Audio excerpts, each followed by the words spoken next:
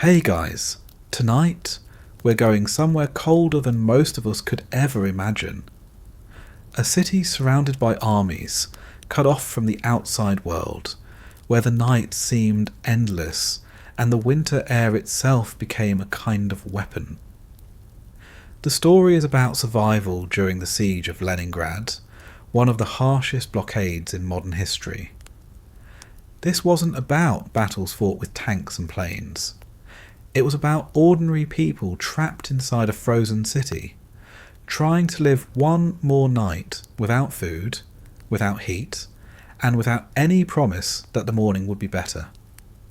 Before we start, make sure you're warm, maybe wrapped in a blanket, because what we're about to walk through is the exact opposite. Take a moment to dim the lights, find a comfortable spot, and settle in. People in Leningrad didn't have that luxury. They fell asleep in frozen apartments, in stairwells, in shelters under the ground, sometimes too weak to even move.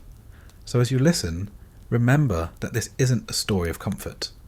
It's a slow, detailed glimpse of what it meant to face the coldest nights of the siege. You've just opened your eyes in Leningrad in the winter of 1941. Outside, the city is under blockade. The German army has sealed every road, every railway. No food comes in, no supplies, no heat, only the distant sound of artillery and the closer sound of silence. The Neva River is frozen solid, the streets buried in snow, the buildings standing like hollow shells, dark and lifeless.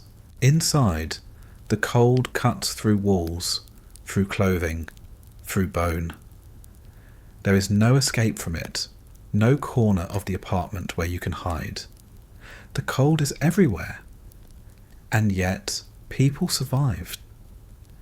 They made it through nights that should have been impossible, with nothing but scraps of bread, broken furniture, and the will to keep going. Tonight, we're going to walk through their world, one step at a time, and see how they did it. You wake up in Leningrad, the year is 1941, and the city has been sealed tight by the German army. No trains, no trucks, no supplies. Just the cold, the snow, and the kind of silence that doesn't feel peaceful but heavy, like the whole city is holding its breath. The walls around you are solid, made of Soviet brick and concrete, but they may as well be paper. The cold seeps through them like water through a sponge. You can feel it in your bones before you even move, the kind of cold that makes your joints ache even though you've only just opened your eyes. Your bed is no longer really a bed. It's a frame with a mattress that has long since lost any softness, covered by blankets that were never warm enough and now feel like frozen sheets of cardboard. You pull them tighter around you, but it doesn't matter. The air inside the room is the same temperature as the air outside. You can see your breath when you exhale, a little white cloud drifting up and disappearing in the dark. There's no fire in the stove because there's no fuel to burn. No one has coal. No one has wood. The night before, someone might have pried loose a piece of furniture to keep a tiny flame alive. But now, even that is gone. There is no alarm clock, no radio music to wake you. What wakes you is hunger, the sharp emptiness in your stomach that never really goes away, only grows sharper in the night. It's a hunger that gnaws at you harder than the cold, but somehow the two work together. The colder you are, the hungrier you feel, and the hungrier you are, the colder the night becomes. You lie there, not wanting to move, because moving means leaving the slight pocket of warmth you've built under the blankets. It's not much, barely noticeable, but it's the only barrier between you and the air that feels like ice water pressing against your skin. The room around you is quiet, too quiet. There's no hum of pipes, no sound of neighbours' radios through the walls. Electricity comes only in brief flickers. Sometimes a bulb glows for an hour, then darkness again. Water pipes are frozen solid, taps don't run, the sinks are silent. The whole building feels abandoned, except you know it isn't. Your neighbours are all here, stacked on top of each other, in the same silence, waiting out the same night, shivering under the same blankets. You don't hear them because everyone is conserving what little energy they have. People have stopped talking unless they must. Conversations take effort, and effort is something no one can spare. Getting out of bed feels like a punishment. The floor is so cold that bare feet on it feel like stepping onto frozen metal. Some people wrap rags around their legs before they stand. Others just brace for it. You hesitate before throwing off the blankets because you know the first second will be the worst. The shock of cold air against your skin, like stepping outside without a coat in midwinter, except you're inside your own apartment. When you finally swing your legs over the side, your breath comes out in sharp bursts. The wooden floorboards creak, brittle with frost. If you don't move quickly, you'll lose what little warmth your body built up through the night. There's frost on the windows, thick patterns of ice spreading across the glass. You can't see the street beyond, just frozen shapes pressed into white curtains of frost. Sometimes, in the morning light, the patterns almost look beautiful, like strange flowers. But you don't stop to admire them. The frost means another day of freezing, another day of cold air slipping through the cracks. Some people have tried to seal their windows with paper or cloth, stuffing rags into the edges, but it never works for long. The wind finds its way in anyway, sharp and merciless. There's no breakfast waiting, no stove warming up, no smell of bread, no tea steaming in the kitchen. If you're lucky, you have a small piece of the bread ration left from yesterday, so hard it needs to be cut with a knife, and even then it crumbles into bitter dust. If you don't have that, then the morning begins with nothing, just an empty stomach that complains loudly while you move around the apartment in layers of stiff clothing. The official ration is small enough to be insulting, barely a few 100 grams of bread a day, and that bread is mixed with whatever fillers the bakeries can find. Sawdust, cellulose, ground husks. It's food in name only. When you stand at the window, you see the streets are still buried in snow. No cars move. No trams rattle past. The city, once alive with workers and machines, feels like a ghost of itself. Every corner is marked by the blockade. Buildings stand in silence, their walls pockmarked by shelling. Smoke rises from a few chimneys, but it's thin and weak.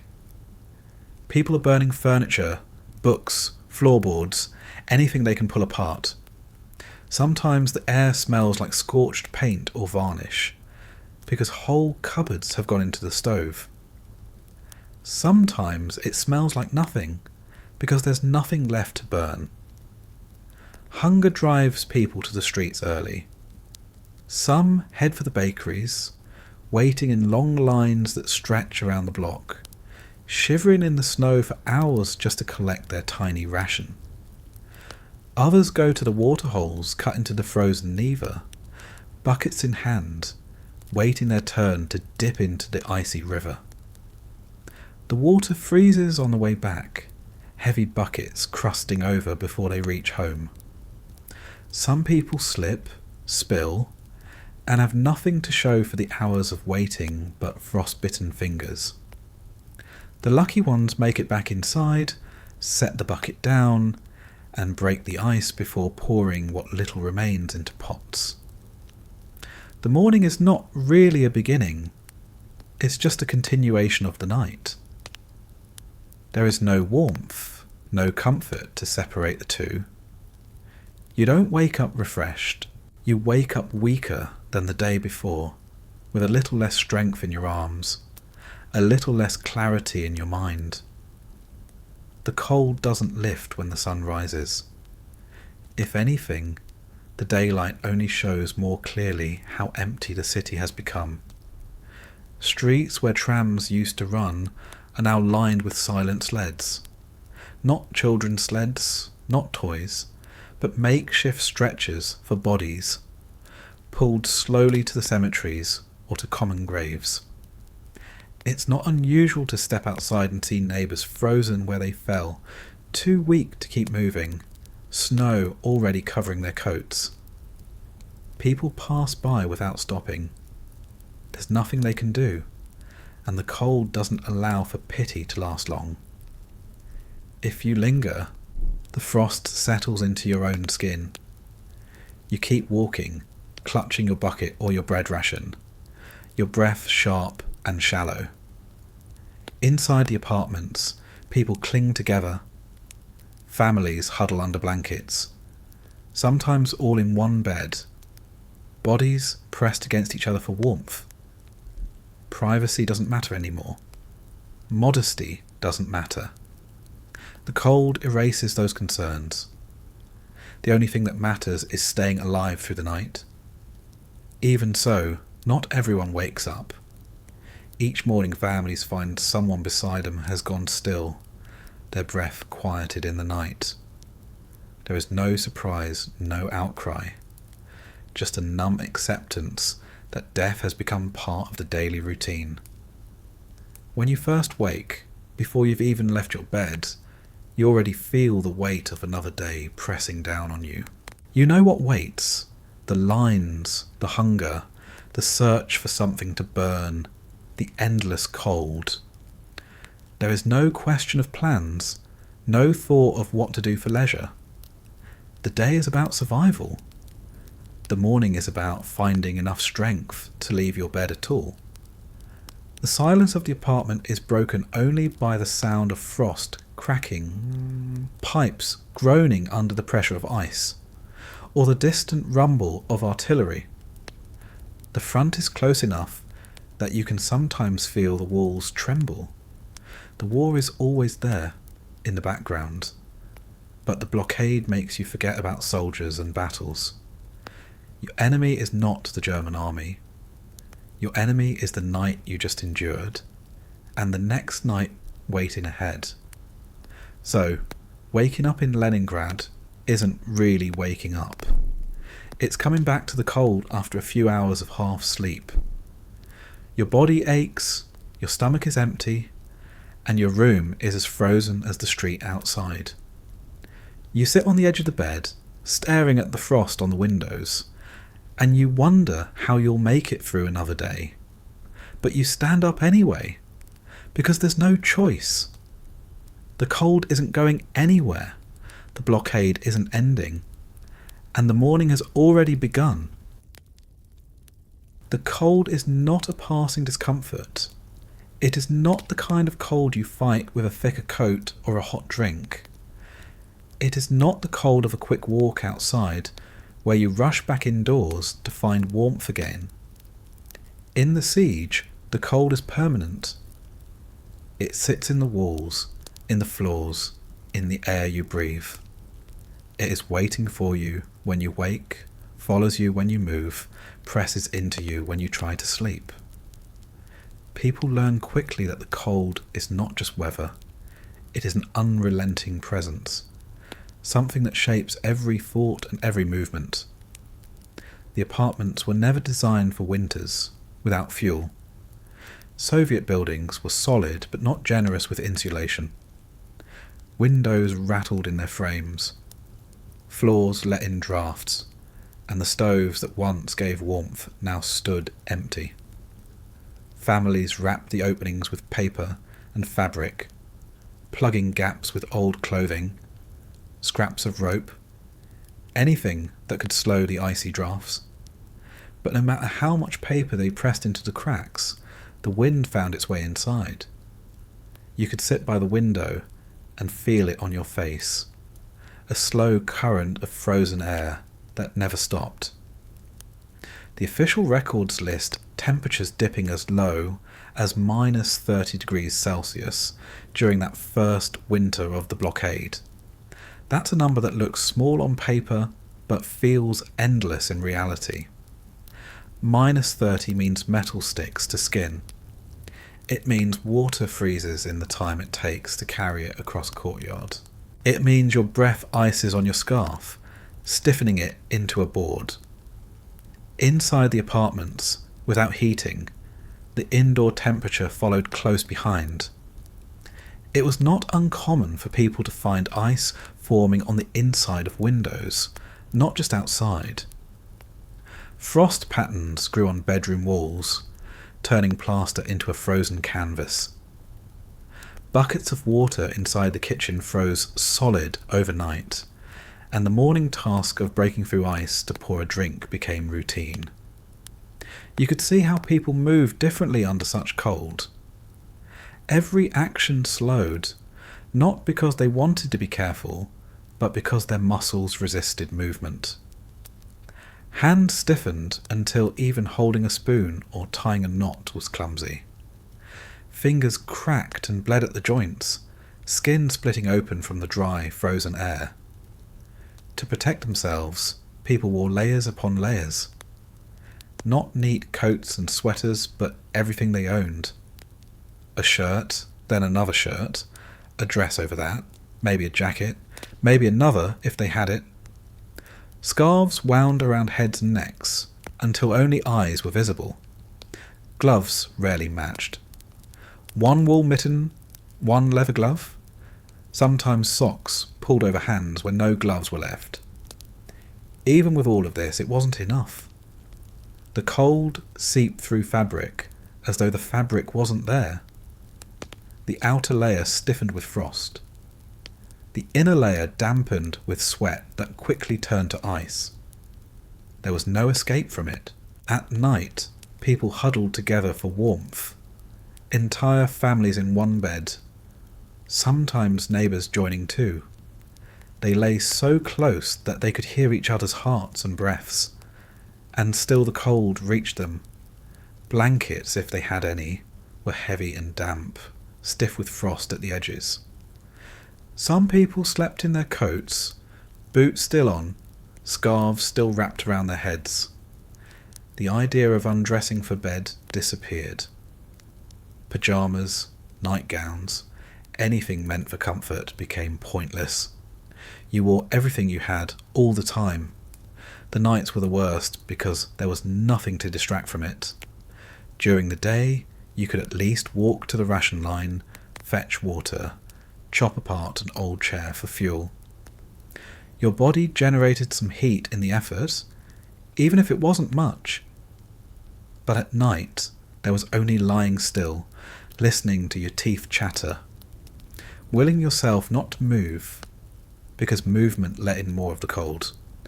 People learned to sleep curled into the smallest shape possible, pulling knees tight to their chests, trying to conserve any warmth their bodies made. Sometimes it worked, sometimes it didn't. Many mornings, someone didn't wake up. They had simply gone still in the night, their body surrendering quietly. The cold didn't just kill directly through frostbite or freezing. It worked alongside hunger, exhaustion, and illness. When your body already had no reserves, when your stomach was empty and your muscles weak, the cold was the final push. A person could collapse on the way to fetch water, or while standing in a bread line, not from a wound or a disease, but simply from the combined weight of freezing air and starvation. The city became littered with the evidence of this. Bodies covered with snow, frozen stiff, waiting for someone to drag them away on a sled. Food storage became strange under such conditions. Normally, a family might worry about meat spoiling, bread going stale, milk turning sour. In Leningrad, nothing spoiled because everything froze. Bread left on a table became as hard as wood.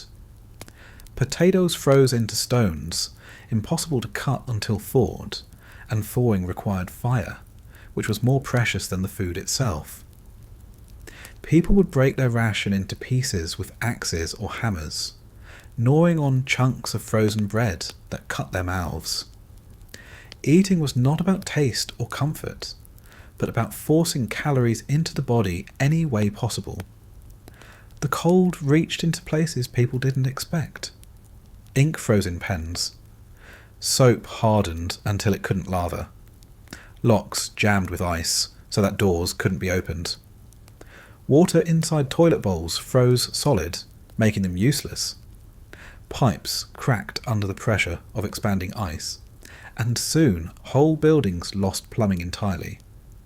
People carried chamber pots of frozen waste outside because nothing could flush. The stench mixed with the sharp air. An unpleasant reminder that the cold didn't kill everything. It only changed the form. Hospitals were no different. Patients lay in unheated rooms, wrapped in whatever blankets could be found, often still in coats and boots, even in their beds. Surgeons operated with numb fingers, breath fogging over the instruments.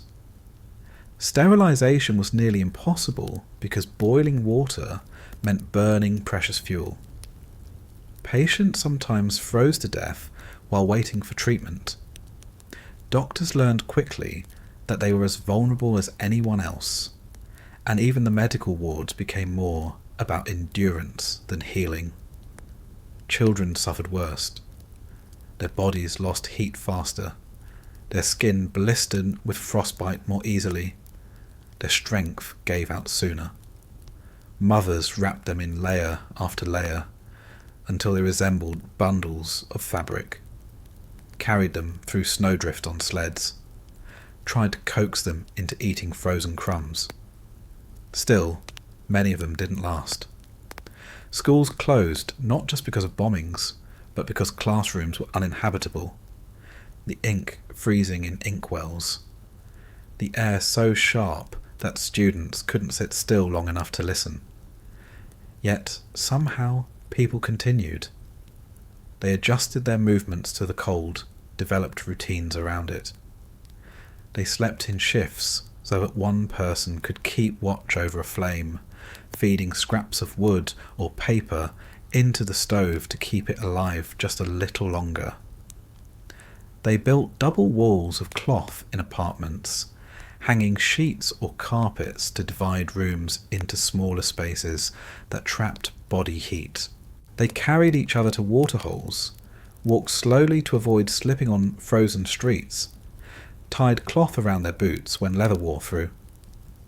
The cold was merciless, but people learned small tricks to carve out a tiny margin of survival. At times, the cold played strange tricks on the mind. People reported feeling warm just before collapse, a cruel effect of hypothermia. Victims stripped off coats, hats, gloves, convinced for a moment that they were overheating, when in reality their bodies were shutting down. Others hallucinated in the freezing dark, mistaking shadows for fires, hearing sounds that weren't there. Exhaustion mixed with cold to create a kind of waking dream, where people weren't sure if they were alive or already drifting away. The siege stretched on, winter after winter, and though each brought slight differences, the first was remembered as the hardest. That was when fuel supplies were already gone, when food rations were smallest, when no one yet understood how to endure it. Later, people at least developed methods, however fragile. But in that first winter, the cold felt endless. Every night stretched too long. Every morning felt like a cruel repeat of the last. And the worst part was knowing that tomorrow would be no better. There was no promise of relief, no forecast of warmer days. The blockade continued. The armies held their lines. and the city remained frozen in every sense. The cold was not something to outlast for a week or even a month. It was something to carry indefinitely, to wear like another layer of clothing you couldn't remove. So the cold never ended. It shaped the way people walked, ate, slept, and spoke. It dictated who lived and who died. It reached into every apartment, every hospital, every school, every barracks. And when people closed their eyes at night, it was there beside them, waiting to press down even harder until the morning came again. The apartment is not a home anymore. It's a box of ice with walls that trap more cold than they block. In better times, these buildings were solid, crowded, noisy with neighbours and children. Now, they feel like stone refrigerators. The walls themselves sweat frost, pale crystals creeping along plaster, turning corners white, making patterns like veins spreading through the skin of the city. When you brush your hand against them, they burn, not with heat, but with the kind of sting that makes you pull away instantly. They are alive with cold, sharper than steel. Every surface inside carries that frozen edge. Windows are glazed with thick frost, layered so deep that daylight struggles to get through. Curtains, once soft, now hang stiff, frozen into their folds. Even the furniture is transformed. Tables crack at the joints because the wood has dried and split. Chairs grow brittle, and sitting on them risks snapping a leg. Beds become little more than planks covered in stiff, frozen cloth. You don't rest on them so much as collapse on them, your body trying to ignore how the wood leaches warmth away the moment you touch it. You can see your breath everywhere you go. In the bedroom, in the hallway, even in the kitchen, every exhale leaves a visible cloud. The air never feels still, even when the windows are shut. There's always a draft slipping through cracks, sliding along the floor, creeping under the doors. The people shove rags into the gaps, press old newspapers against the frames, even paste strips of cardboard over the walls in desperate attempts to insulate. Nothing works. The cold finds a way. In apartments with stoves, the centerpieces of Soviet domestic life, they stand empty, black mouths with nothing to feed them. Once they burned coal, wood, maybe peat, and filled the home with a steady glow. Now the coal is gone, the wood has been stripped from parks and forests, and anything that could burn has already been sacrificed. Families burn furniture first. Chairs go into the stove, then tables, then wardrobes. Shelves are broken apart, drawers pulled out. Whole floors dismantled plank by plank. People live in rooms where boards are missing from the floor. The gaps filled with frozen dirt from the earth below. Walls lose their panelling. Staircases lose their banisters. Sometimes even door frames disappear. Anything wooden becomes fuel, however temporary. When the wood is gone, books follow. Libraries vanish page by page, entire shelves fed into hungry stoves. Novels, dictionaries, poetry, textbooks, all reduced to ash. It's strange, the sight of a bookshelf stripped bare in a city when no one is reading anymore. Paper burns quickly, too quickly, but in the absence of anything else, people feed books into the fire for a few seconds of heat. Old newspapers, official decrees, children's schoolwork, family photographs, all become kindling. The past, the future, and every memory between them sacrificed for a fleeting crackle of warmth. But for most families, even these measures end quickly. There are only so many chairs, so many books, so many planks you can pry from the walls before the apartment begins to collapse. When the last scrap has burned, the The stove grows cold again.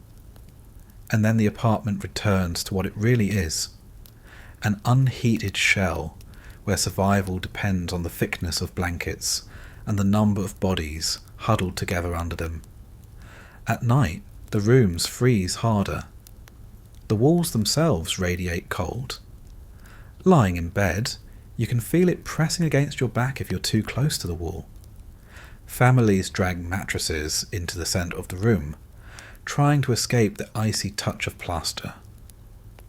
Sometimes they build tents indoors out of sheets or coats, little caves where the combined breath of 2 or 3 people warms the space by a fraction of a degree. It is not comfort. It is survival in miniature, a fragile pocket of warmth that collapses the moment someone moves. Daily life shrinks in scale because of the cold. People no longer use whole apartments. They seal off rooms, retreating to a single space where they can concentrate any warmth they manage to create.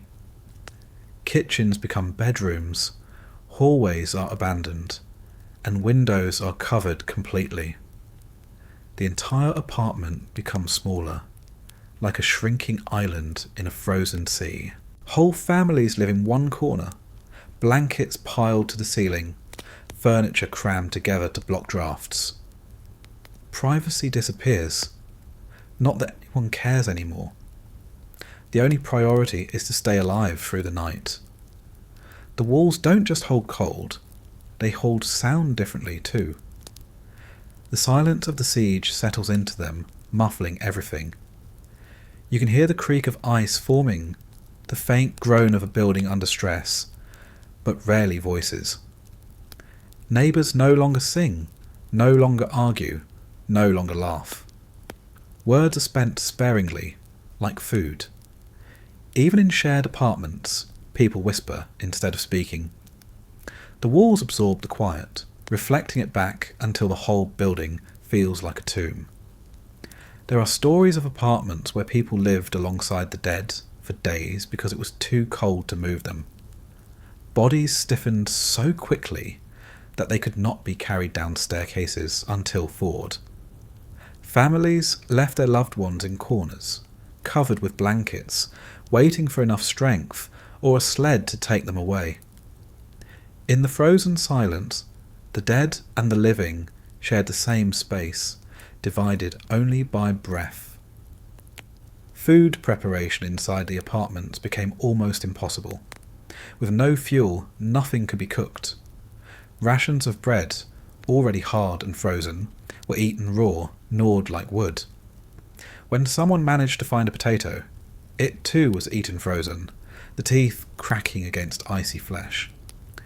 Soups were rare luxuries, requiring both water and heat.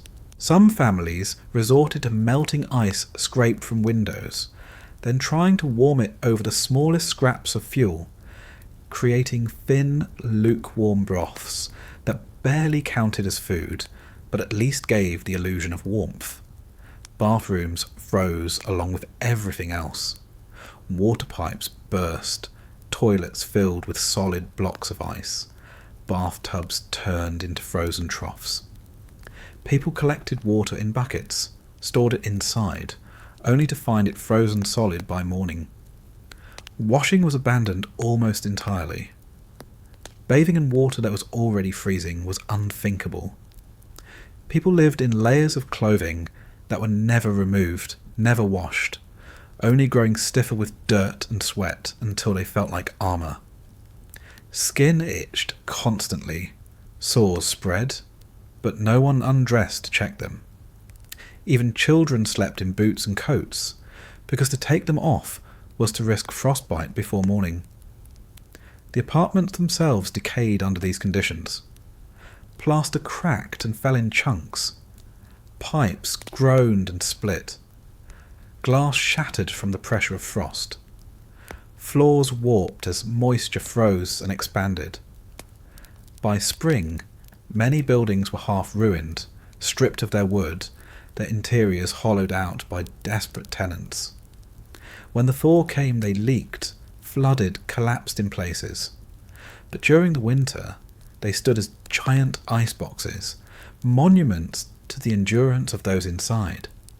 For children, the apartments became their whole world.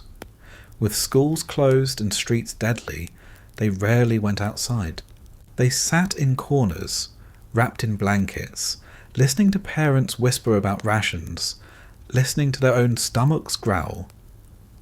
They traced patterns in the frost on the walls, played with chunks of ice that fell from window frames, treated frozen spoons as toys. Their childhood shrank to the size of a room, and even that room was hostile. The cold of those apartments was not something you got used to. People endured it, but they never grew comfortable. Each day felt as sharp as the last. Each night brought the same shivering teeth, the same numb fingers, the same silent prayer that morning would come and they would still be breathing. When people looked back later, many said the worst memory of the siege was not the hunger or even the shelling, but the feeling of those walls pressing with ice against their skin. The apartments were prisons of frost. They trapped families inside, sealed them away from the outside world, but offered no safety, no warmth. The walls stood strong against bombs, but surrendered completely to the cold. And every night, as the temperature dropped and the frost grew thicker, the city fell deeper into its frozen silence. Blankets stopped being blankets in Leningrad. They became thin shields in a war against the air itself, stretched past their limits until fabric and thread carried more weight than they were ever meant to bear. In the beginning, families gathered everything soft they could find: woolen throws, quilts stitched years before, old army coats brought back from previous wars, pillows gutted and restuffed into improvised padding. Beds were layered with anything resembling cloth, piled so high that lying down meant sinking into uneven stacks of whatever could be spared. But as the nights grew sharper, even these layers proved almost useless. Blankets stiffened with frost, edges rimmed in ice from the condensation of human breath. The warmth they trapped was measured in minutes, not hours, and every morning people woke shivering as if they had spent the night outside in the snow. Coats became blankets too. People slept without undressing, sometimes wearing 2 or 3 at once. Fur coats, when a family was fortunate enough to have one, were treated like sacred relics. They were draped across whole groups at night, parents and children pressed together under one heavy pelt. The fur collected frost quickly, each exhale leaving a glittering crust that had to be beaten off in the morning. The smell of damp, unwashed wool filled the rooms, thick and sour, clinging to skin until it was impossible to separate the odour of fabric from the odour of people. Scarves were never removed.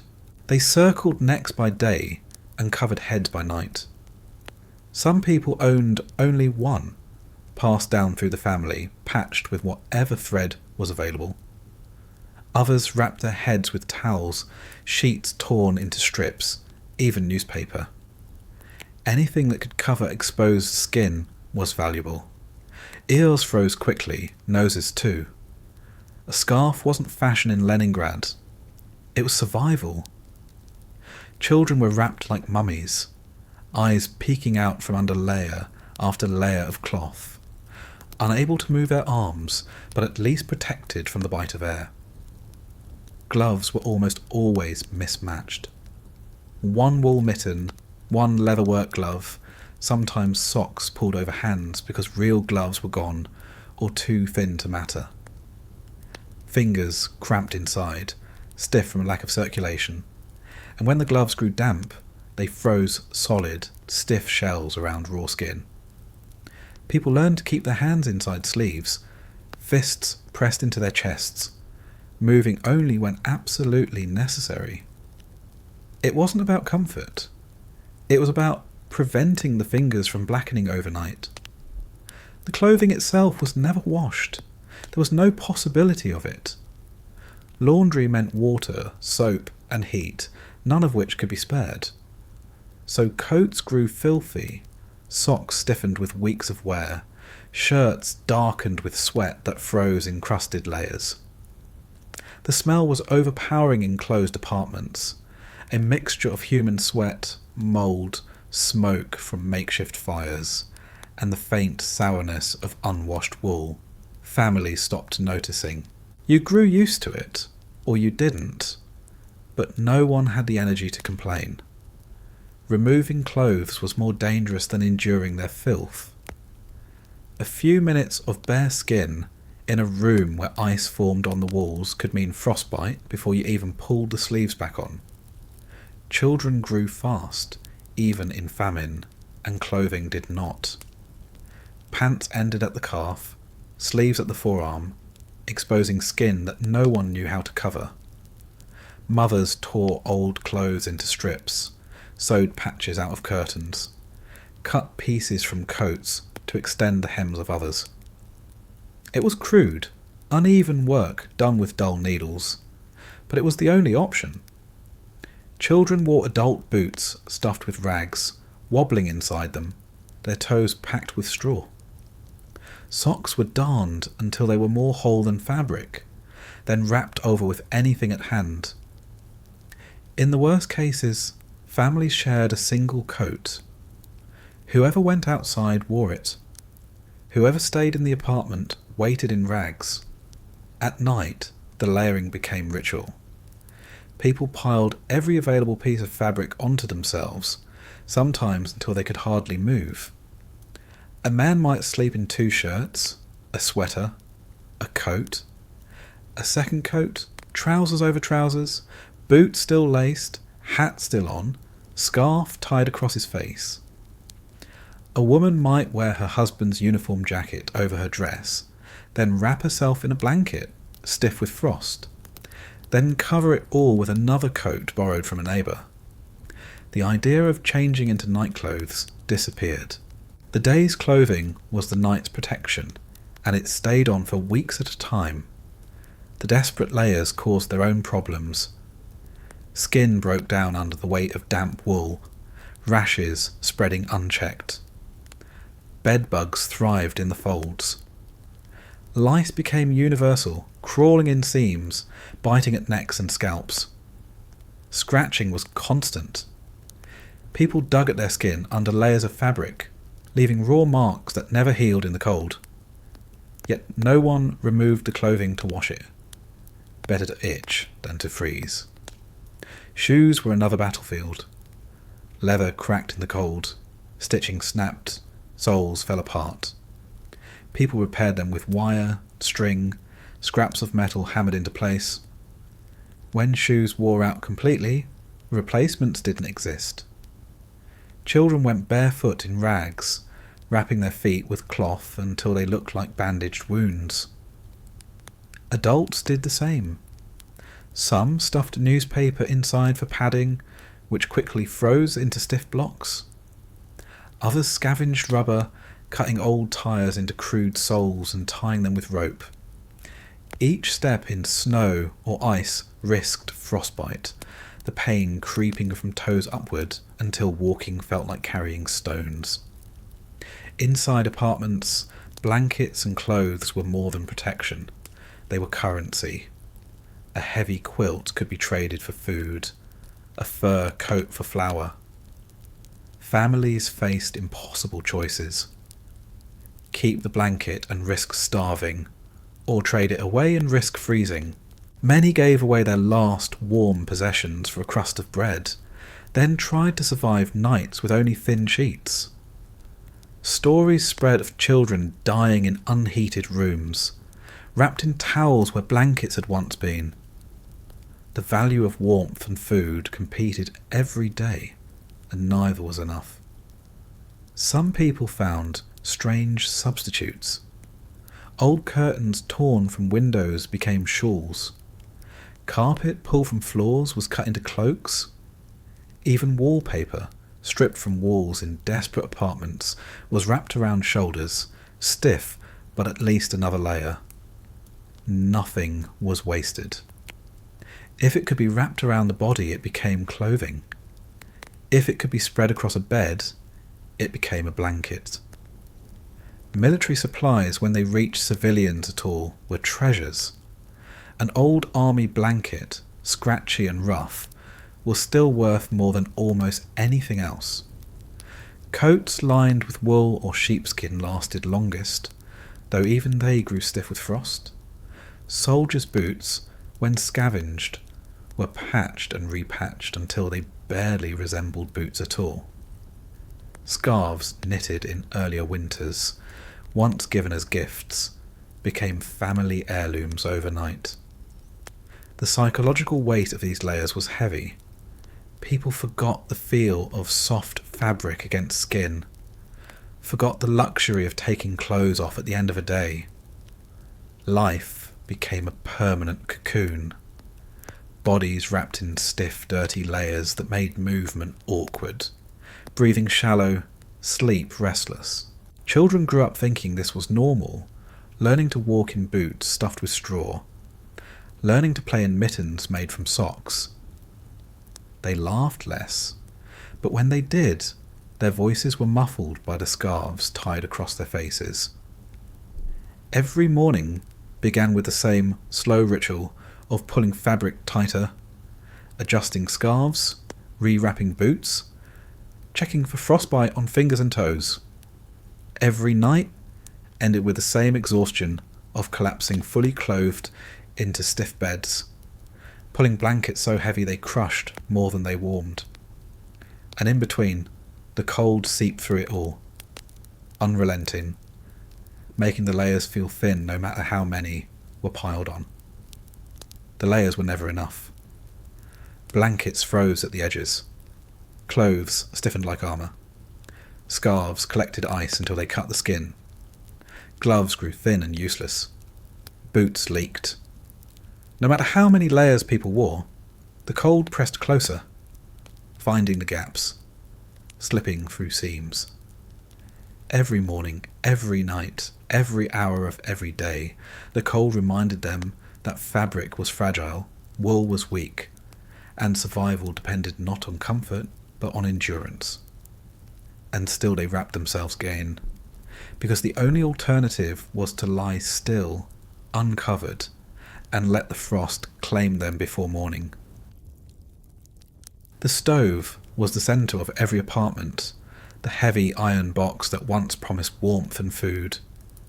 In normal winters, it was the sound of coal shovelling, the crackle of wood, the smell of smoke curling up through the chimney. In Leningrad, during the blockade, it was a hollow thing, a reminder of what people no longer had. A cold iron shadow sitting in the middle of the room, mocking the families that gathered around it, waiting for warmth that never came. At the start of the siege, people burned what was at hand. If a family had saved a few sacks of coal, those vanished within weeks. If they had chopped wood piled in a corner, that went even faster. But once the obvious supplies disappeared, the real search began. Heat was not a luxury. It was the line between life and death, and people quickly learned that anything that could burn would burn. Furniture was the first to go. Tables cut into pieces, chairs smashed with axes, cupboards dismantled plank by plank. Families who had lived in communal apartments saw their shared kitchen stripped bare. Even staircases weren't safe. Rails and banisters vanished overnight, chopped into kindling. Apartments lost floorboards as desperate tenants pried them up and fed them into stoves. The sound of hammering and sawing echoed through buildings as families cannibalized their own homes. Walls lost panelling. Doors disappeared, carried off for burning. Windows were left gaping as their frames were broken apart for kindling, replaced with cardboard or nailed boards. Buildings began to resemble skeletons, hollowed out from within, their interiors collapsing piece by piece. The city itself became fuel, consumed from the inside out. Books followed. Shelves that once held entire libraries vanished in stacks of ash. Hardcovers burned slower than paperbacks, but both gave only moments of heat. People tore pages in chunks, feeding them one by one into stoves, watching words written decades earlier curl black and vanish. Poetry, novels, textbooks, scientific journals, all went into the fire. In some apartments, the only sign that books had ever been there were piles of empty covers stacked neatly in corners, the pages long gone up the chimney. Families who once treasured their volumes now judged them by how long they could keep a stove glowing. A thick encyclopedia might last an hour if fed slowly. A children's storybook was gone in minutes. The irony didn't escape anyone. A city once proud of its writers, its intellectual traditions, its libraries, was reduced to burning its own culture for warmth. Even the archives of institutes were raided, documents meant to preserve the past destroyed for survival in the present. Children played with half-burned pages, tracing letters before they disappeared into smoke. No one laughed. When wooden books were gone, the search widened. People turned to anything made of cloth. Curtains, bedding, old clothing. Cotton burned quickly, wool barely at all, but still they fed scraps of fabric into the flames. Shoes went in too. Leather smouldered with an acrid stink that filled rooms and clung to clothes, but no one complained if it gave even a moment of warmth. Some families burned rope, straw from mattresses, even hairbrushes with their stiff bristles. Others resorted to tearing apart wallpaper, layers of glue and paper fed into the stove until walls were stripped bare, leaving apartments looking like abandoned shells. People scoured the streets for anything left behind. Fallen branches from the few trees still standing were fought over, sometimes pulled from each other's hands. Broken furniture abandoned in courtyards disappeared piece by piece. Even construction sites were stripped clean. Boards, scaffolding, wooden supports, all vanished in the night. Public buildings were not immune. Schools, theatres, government offices lost chairs, desks, floors. Theatres famous for their performances were gutted not by bombs, but by cold hands carrying away seats for burning. Eventually, the city trees themselves were sacrificed. Parks once lined with tall trunks grew bare and stunted as people chopped them down, dragging logs home on sleds. Even saplings were hacked apart, roots pulled from frozen ground. By spring, whole avenues stood stripped, empty trunks where leafy rows had once given shade. The green heart of the city was consumed in smoke long before the siege ended. Not everything burned well, but people experimented. Rubber smoked thick and toxic, but some tried anyway.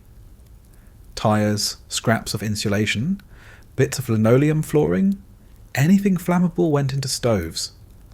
The smell of scorched chemicals filled apartments, making eyes sting and throats burn. Some said it was better than the silence of an empty stove. Others swore the smoke made them sicker than the cold. But in the absence of wood, there were no choices left. And still, the stoves remained mostly cold. Families learned quickly that fuel burned faster than it warmed. A single chair might last an evening at most. A pile of books gave only an hour or two of weak heat. Nothing lasted long enough to keep rooms comfortable. The best anyone could hope for was to take the edge off the night, to warm hands enough to stop them from turning blue, to thaw a pot of frozen water long enough to drink it. Meals, when they could be cooked, were hurried affairs. A few scraps of fuel meant a quick fire, just enough to heat water or soften frozen bread. Families gathered close to stoves, clutching spoons of thinned soup or warm water, savouring every second before the flame died out. The glow of firelight was brief and precious, and when it was gone, the darkness seemed even heavier than before. The black chimneys of Leningrad told their own story. Smoke rose only in thin wisps, never the steady clouds of a normal winter city. Neighbours watched one another's rooftops, noting which apartments still managed to burn something, which chimneys stayed dark. It was not just curiosity, it was survival. If someone still had wood, perhaps they would trade. If a neighbour's stove glowed longer than anyone else's, rumours spread of hidden stockpiles, of theft, of secret access. Distrust grew, but so did quiet bargains in the stairwells. A piece of wood for a scrap of bread, a bundle of newspapers for a half cup of flour. Children often did the searching, too weak to stand in bread lines for hours. They scouted alleys for scraps of wood, scavenged bits of rope, dragged sleds of broken planks home. Their small hands carried twigs. Their boots crunched through snow as they searched for anything overlooked. Sometimes they returned with nothing. Sometimes with treasures. A branch, a cracked chair leg, a wooden crate abandoned in the street. Parents praised them as if they had returned with gold. In Leningrad, they had. There were darker stories too. Fuel theft was common. People broke into apartments, not for food, but for wood. Furniture was stolen, staircases dismantled by strangers in the night. Sometimes families woke to find whole sections of their homes gone, chopped apart while they slept. Fights broke out in courtyards over logs, men and women pulling wood from each other's arms, shouting through cracked voices until someone collapsed. The police could do nothing. Everyone was guilty of the same crime, trying to survive. The stoves themselves bore witness to the struggle, their iron mouths blackened, their sides cracked from overheating, their chimneys clogged with the residue of strange fuels.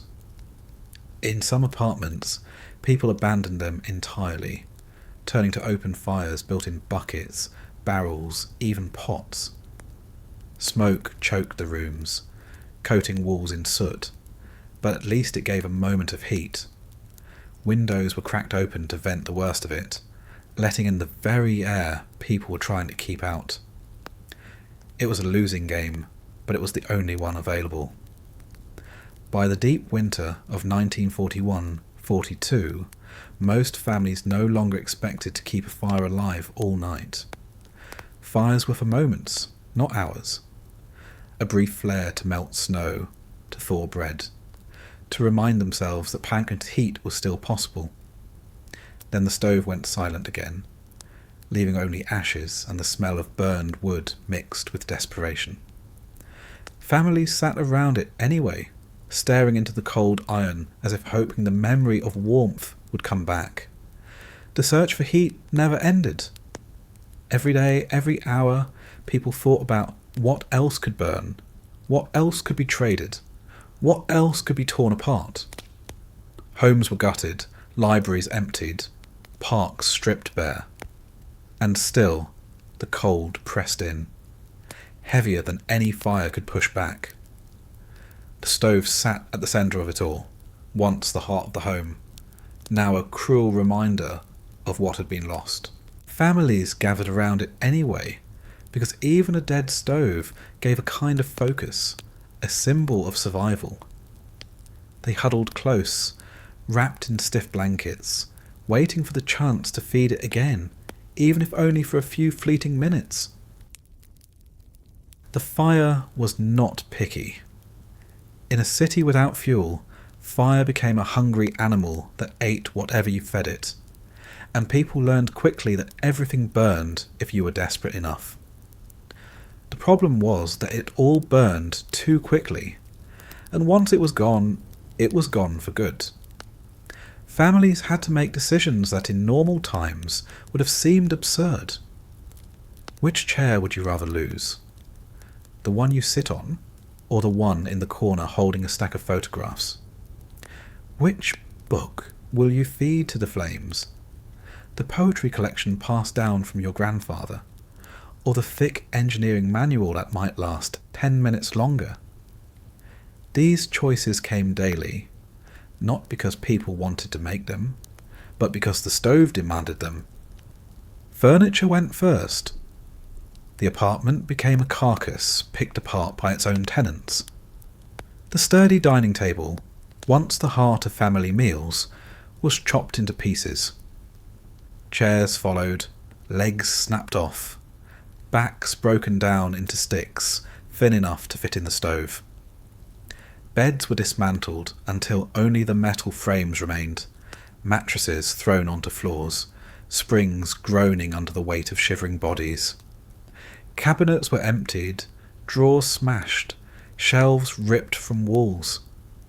Families lived surrounded by ruins of their own making, sitting on boxes where chairs used to be, eating from their laps because the table was ash. When the big pieces were gone, the smaller ones followed. Picture frames, coat racks, broom handles, cutting boards. Anything wood became firewood. Apartment staircases were stripped bare, banisters chopped into firewood while neighbours looked the other way. Sometimes entire stair treads disappeared, leaving dangerous gaps in darkened hallways. People risked breaking bones just to climb to their apartments, but a few hours of fire was worth more than safety. Even doors were stolen, chopped into pieces while families slept behind blankets hung in their place. A door could keep out the cold for weeks once fed into the stove, but it left behind an apartment exposed to every draught and every set of suspicious eyes. Books were a slower loss. At first, people hesitated. Burning furniture was one thing. Burning words felt different. But when the cold pressed harder, hesitation vanished. Bookshelves were stripped. Novels vanished page by page. Whole collections of Pushkin, Tolstoy, Gorky fed the flames as if their words could give warmth. School books went too. Geography atlases, chemistry texts, grammar guides. Children's fairy tales that once put them to bed now flared briefly in stoves before disappearing. The most valuable books were the thickest ones. Dictionaries, encyclopedias, textbooks. Families measured them not in words but in hours of heat. Thin volumes were burned in stacks, handfuls of paper torn out and fed to the fire in handfuls. The smell of scorched ink lingered in apartments, a scent that clung to blankets and coats long after the last flame died. Some families tried to burn books carefully, feeding only a few pages at a time to prolong the warmth. They sat around the stove, reading aloud a passage or two before tearing the page and pushing it into the fire. A child might hear the end of a fairy tale just as the paper curled black and disappeared. Education and heat became one, each page doing double duty before vanishing forever. Libraries and offices were looted the same way. Whole archives disappeared. Government buildings lost records, schools lost textbooks, institutes lost decades of stored research. The past and the future went into stoves in the present, and no one thought twice about it. To die with an intact library was more foolish than to survive with an empty shelf. Not all books burned easily. Damp paper smouldered, glue on spines gave off a choking smell, leather bindings sizzled unpleasantly. People ignored it. A few moments of warmth outweighed the discomfort. Apartment walls were blackened with soot from bad fires, ceilings stained with streaks of smoke. Rooms smelled like a strange mixture of scorched wood, damp fabric, and the bitter tang of ink. When books ran out, people turned to whatever else was left. Wallpaper stripped from walls, rolled into bundles, shoved into stoves. It burned poorly, glue smoking thick, but it was still fire. Old photographs, family letters, postcards, they all disappeared the same way. The sentimental value was acknowledged only briefly, a sigh or a whispered memory, before paper was shoved into flames. Wooden toys became firewood. Dolls, blocks, carved figurines all vanished. For children, it was another loss layered on top of hunger and cold, but they watched silently as their toys flared up, sometimes helping feed them into the stove. They understood. Warm hands mattered more than wooden soldiers. The smell of burning varied day by day. One evening, it might be the sharp tang of scorched varnish from a dismantled wardrobe. Another, the heavy stink of charred leather from shoes. Sometimes it was paper, filling the apartment with a dry, acrid smoke. Sometimes it was cloth, singed wool releasing an oily haze. Neighbours could guess what families were burning by the smell drifting through cracks and chimneys. It was a strange, bitter gossip carried on the air. Someone down the hall still had books. Someone across the courtyard had burned their last chair. Fuel became currency, traded in secret. A single log could be exchanged for a week's worth of bread rations. A bundle of old newspapers might buy a cup of flour. Children dragged home planks, scavenged from ruins, pulling them on sleds with pride, knowing their families might sleep warmer that night. Sometimes those sleds carried whole doors, stolen from abandoned buildings, chopped apart before anyone could claim them back. The city itself changed shape under this hunger for fuel. Streets emptied of benches, parks stripped of trees, public buildings gutted. Apartment stairwells echoed hollow, missing banisters and rails. Interiors grew skeletal, walls stripped of panelling, floors missing boards. By spring, whole neighbourhoods looked like ruins, even without bomb damage. They had been consumed from within, their substance turned into smoke and ash. And still, the stoves remained cold more often than not.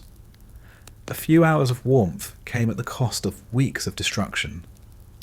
Furniture, books, toys, photographs, even the wood underfoot. It all vanished into blackened mouths of iron stoves that demanded more than anyone could give. Families huddled anyway, staring at ashes as if they might glow again, remembering the brief comfort that had passed too quickly. The cold did not care what was burned. The city's history, its culture, its homes, all went up in smoke, and the cold pressed closer the next night anyway. What remained were apartments gutted of comfort, libraries emptied of words, children without toys, and families sitting on bare floors, wrapped in stiff blankets, waiting for the next scrap to feed the stove. The nights in Leningrad were longer than the days. They weren't measured in hours but in endurance, in how long you could stay still without shivering yourself awake, in how many times you blinked into the dark, waiting for morning. When the sun went down, the city didn't grow quiet in the way cities normally do. It didn't wind down to a gentle hum. It dropped into silence, a silence so complete that even breathing felt too loud. The lights did not stay on. Electricity was rationed, cut, often absent entirely. Whole neighbourhoods went black at once, one moment faintly lit by weak bulbs, the next swallowed by darkness. It wasn't a natural darkness. It was heavier, thicker, not softened by lamps or lanterns, because lamps needed oil, lanterns needed fuel, candles needed wax. All of those have been gone since the first months. Families sat in their apartments with nothing but the faint grey glow of snow outside to illuminate the walls. The moon, when it appeared, was reflected in frost on the windows, enough to cast ghostly shapes across the rooms. But most nights were darker, clouded, pressing against the city like a blanket. You could hear the dark as much as see it. In hallways, footsteps echoed differently without light, cautious, hesitant, dragged as if each person was feeling their way forward.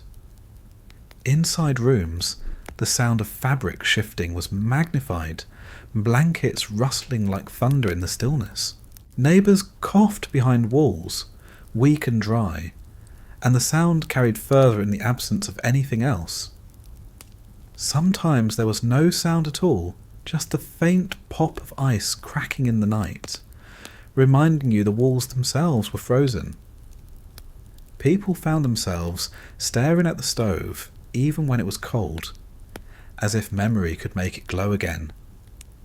In earlier months they might have lit a candle, but by the deep winter those were gone. Families stretched candle stubs as far as possible, burning them only for ration cards or medical emergencies. A child's fever might justify half an inch of wax. A stubbed toe or an empty stomach did not. Matches were equally rare. The striking of a match became a dramatic act, a flare of light so sudden and brief that everyone in the room froze to watch it. Their faces lit in orange for only a second before the flame touched a wick or vanished in the air. Without light, nights became endless guessing games. Was the sound in the stairwell a neighbour, or someone stealing the last banister for firewood? Was the shape by the window a curtain, or frost forming thicker patterns? People memorised the layouts of their apartments, counted steps from bed to bucket to stove, learned to live by touch.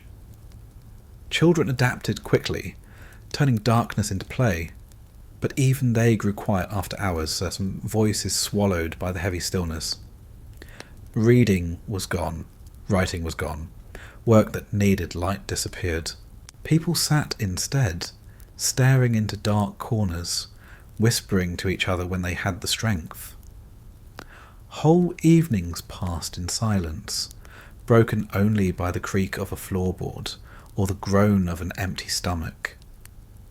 Parents told stories not because they wanted to, but because it distracted their children from hunger. Sometimes the stories were remembered incorrectly, patched together from memory, half-whispered fairy tales mixed with scraps of history. Other times, parents simply made things up, filling the night with anything that resembled normal life. The children listened until they drifted into half-sleep, their small faces pale in the dark. The blackout curtains were not for comfort. They were mandatory. The city lived under constant threat of bombing, and any light leaking from a window could guide enemy planes. Families pinned blankets over windows, stuffed rags into cracks, even boarded them up entirely. The result was absolute blackness. Even if you had managed to save a candle, you used it behind multiple layers, terrified of letting the glow slip outside. The dark was suffocating, pressing against the apartment until it felt like another wall. The psychological weight of those nights was enormous. People described feeling crushed by them, as if the dark itself were heavy. Days at least had purpose. You stood in ration lines, fetched water, searched for wood, worked in factories if you were strong enough. But nights offered nothing but hours stretched out ahead, with no warmth, no food, no light. People dreaded them more than days, not because they were colder, but because they were empty. Time didn't move the same way.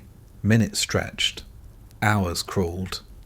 The sound of the church bell or factory whistle, when it came, felt like salvation. Not because morning was better, but because the night was finally over.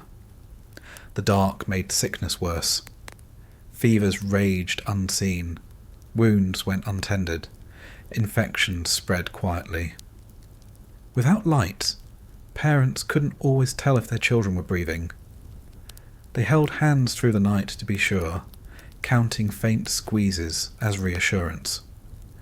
Elderly family members slipped away silently, discovered only when morning came. Sometimes they died, clutching blankets, sometimes mid-sentence, and no one noticed in the thick dark.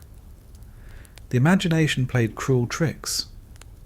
People saw shapes in the corners, shadows moving against walls that were nothing but shifting frost.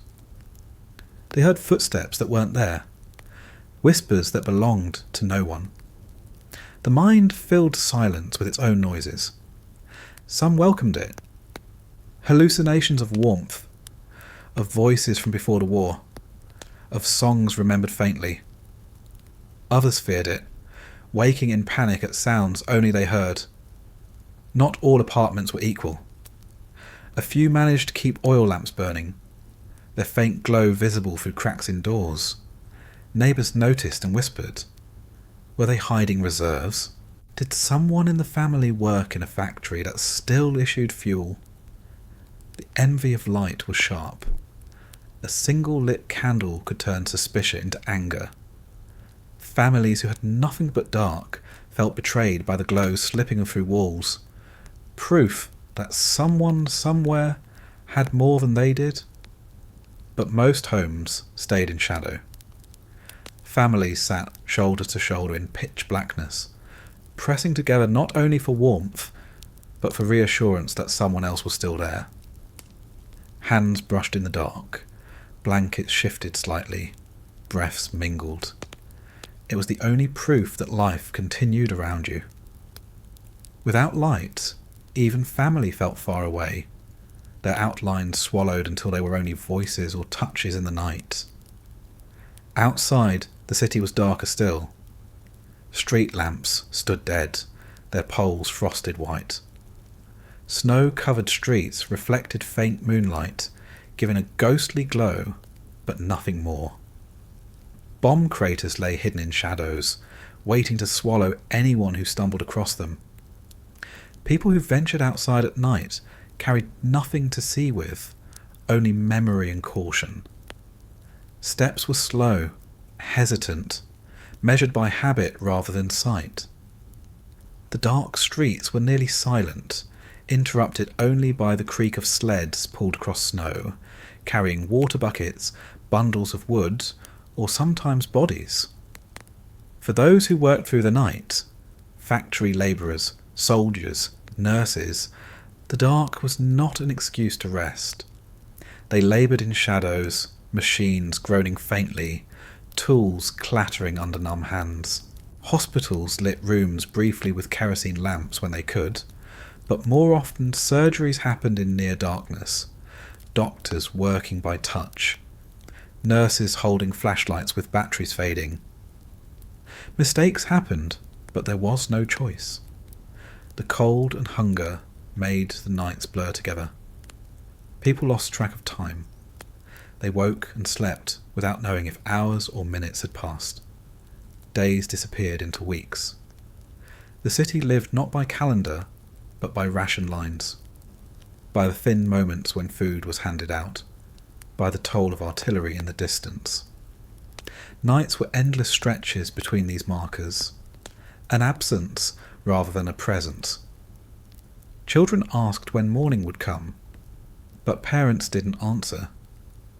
They didn't know. They lay in silence, listening to the faint creak of frost, whispering prayers or simply waiting. The dark was not a pause in life. It was a continuation of suffering by other means. And yet, somehow, people endured them. They adjusted to feeling their way through rooms, to talking quietly in the black, to sleeping in layers of stiff clothing, to nights that never seemed to end. They didn't grow used to it, not really, but they survived it, night after night, waiting for mornings that were no warmer, no brighter, but at least different. The rooms of Leningrad were not just cold, they were silent in a way that few people today could imagine. Not the comfortable silence of a library or the muffled quiet of a snowy morning, but an emptiness that pressed down on the ears and made every small sound sharp enough to hurt. Families sat in apartments stripped of furniture, stripped of light, stripped of voices, and the silence itself became another occupant, sitting among them like an unwelcome guest. What little noise there was seemed magnified. The drip of melted ice into a bucket echoed through the room, as if someone had dropped a coin in a cavern. A cough from a neighbour behind a thin wall sounded close enough to touch. Even breathing grew noticeable. The faint whistle of air leaving tired lungs. The scratch of blankets pulled tighter. The creak of someone shifting on a bed frame. These became the soundtrack of the nights. There were no radios. Batteries had been used long ago. Electricity flickered rarely. No one wasted the energy to sing, and laughter had died out months earlier. The rooms simply sat heavy with silence, waiting for morning. Frost had a voice of its own. It crept across windows in the dark, expanding in delicate sheets, and the glass cracked faintly as the ice spread. At night, when the air outside dropped further, you could hear it working. A soft, brittle sound, like thin glass being pressed at the edges. Sometimes whole panes gave way, shattering in sudden sharp bursts that echoed through stairwells, leaving families to patch the gaps with whatever cloth or wood they had left. In the absence of human voices, frost itself became the loudest thing in the room. It didn't stop at windows. Frost coated the walls too, growing in textured patches where damp air met cold plaster. You could run your hand along the wall and feel ridges of ice, cold enough to burn. When it broke and fell, it hit the floor with a sound like shattered glass, scattering into brittle shards that melted slowly into damp stains. Buckets placed in corners to catch the drips rattled faintly as small chunks dropped into them. The silence was constantly interrupted not by people, but by the room itself giving in to the cold. Furniture that hadn't been burned yet groaned and cracked in the night, wood shrinking under the frost. Chairs gave sudden snaps, the sound bouncing through the silence like gunshots. Floors popped as boards shifted against each other. Even beds weren't safe. Families woke to the sound of their own bed frames splintering under the pressure of freezing nails and wood. The silence wasn't really silence. It was punctuated constantly by the noises of a building being eaten by the cold. People stopped talking much at night. Speech took effort, and effort meant wasted breath, wasted strength. A few words here and there, a whispered request for more blankets, a muttered prayer, a child asking if it was morning yet. But for the most part, voices stayed low or absent. Families listened to each other breathing instead, counting the rhythm of lungs in the dark. If the rhythm stopped, someone shook the body next to them, sometimes too late. The silence was broken only by grief, then. A quiet sob swallowed quickly so as not to wake the others. Even mourning was muted, forced down by exhaustion. Silence carried outside too.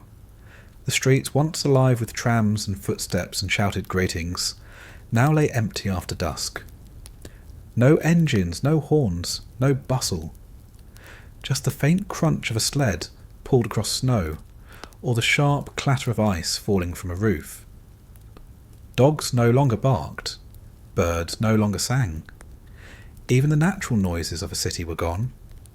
The blockade starved not only the people but the soundscape itself, leaving the city eerily hollow.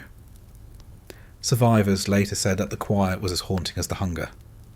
A city of 2 million reduced to whispers. The frost crept into people's belongings, just as it did their walls. Water cups froze solid overnight, the ice cracking faintly as it expanded. Clothing stiffened on chairs, frozen in the shapes of the bodies that had worn them. Boots left near doors hardened into blocks that had to be hammered before they could be worn again. Blankets grew crusted at the edges, stiff with frozen breath. The sound of breaking ice became part of every morning. Hammering boots against floors, smashing cups against stoves to free ice, tapping frost from scarves before wrapping them back around faces. The silence could play tricks on the mind. In the absence of noise, small sounds became exaggerated. People swore they heard footsteps in hallways when no one was there. They thought they heard knocking on doors, voices calling names, even laughter. Some of it was the mind filling in gaps. Some of it was exhaustion turning into hallucination, but all of it made nights longer. The frost seemed to whisper at the edges of walls, the silence itself growing into something alive, something that waited with you. Hospitals were silent too, except for the occasional groan or cry. Corridors stood dark, the sound of breath and shuffle of feet amplified by bare walls. Surgeons worked in near silence, the usual clatter of instruments muffled by exhaustion. Even in spaces meant for life, the silence of the siege had taken over. It was not peace. It was emptiness, the kind that made every cough sound like an intrusion. Factories, usually full of the roar of machines, now worked only when fuel or electricity could be spared. Night often meant silence even there, machines stilled, only the faint drip of melting frost echoing off walls.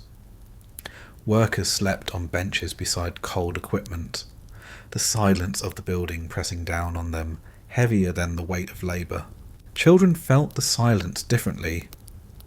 Too young to remember the city alive with noise, some thought the quiet was normal. They whispered games in corners, hushed themselves when adults raised a hand, learned to fall asleep to nothing but the crack of frost. Others found it terrifying. The absence of sound made their hunger louder, their fears sharper. Parents told them stories in whispers, not to pass time, but to keep the silence from becoming unbearable.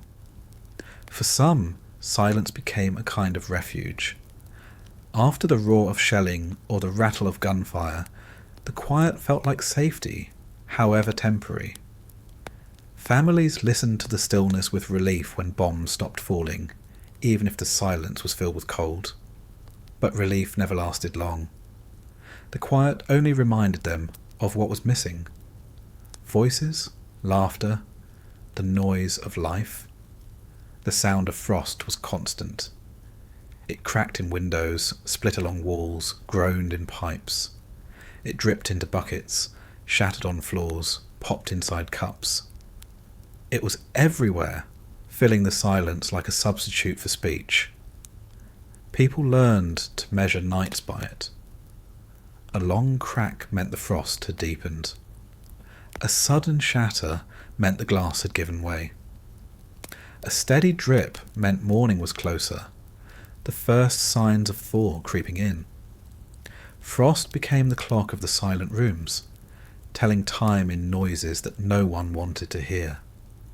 And through it all, families sat wrapped in blankets, layer upon layer of stiff, frozen fabric, staring into the dark. They didn't need to speak. The silence said enough. The frost reminded them constantly where they were, how deep the cold had sunk into their homes, how close it sat against their bodies. It was not just the backdrop of life in the siege. It was part of life itself. Silence and frost, the two companions no one could escape. First was not supposed to be the hardest part of winter. In most cities, winter meant hot tea steaming in cups, water boiled for soup, snow melting harmlessly on rooftops. In Leningrad, thirst became another weapon. The Neva River, wide and endless, froze into a slab of ice, its surface so thick that trucks could drive across it when the authorities opened the road of life. But for ordinary people inside the city, the frozen river was no gift. It was a blockade of its own, trapping the water beneath layers of ice that had to be hacked open daily.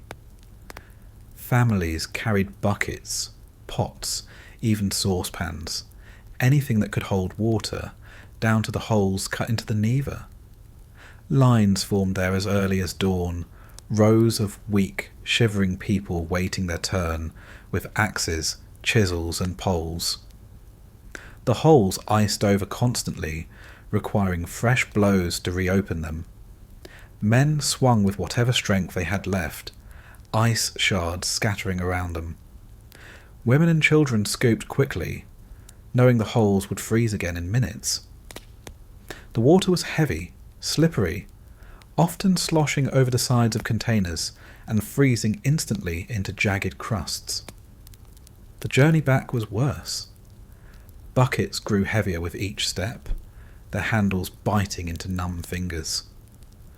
The water inside froze as the wind cut across it, thickening until it became slush, then solid ice by the time people reached their apartments.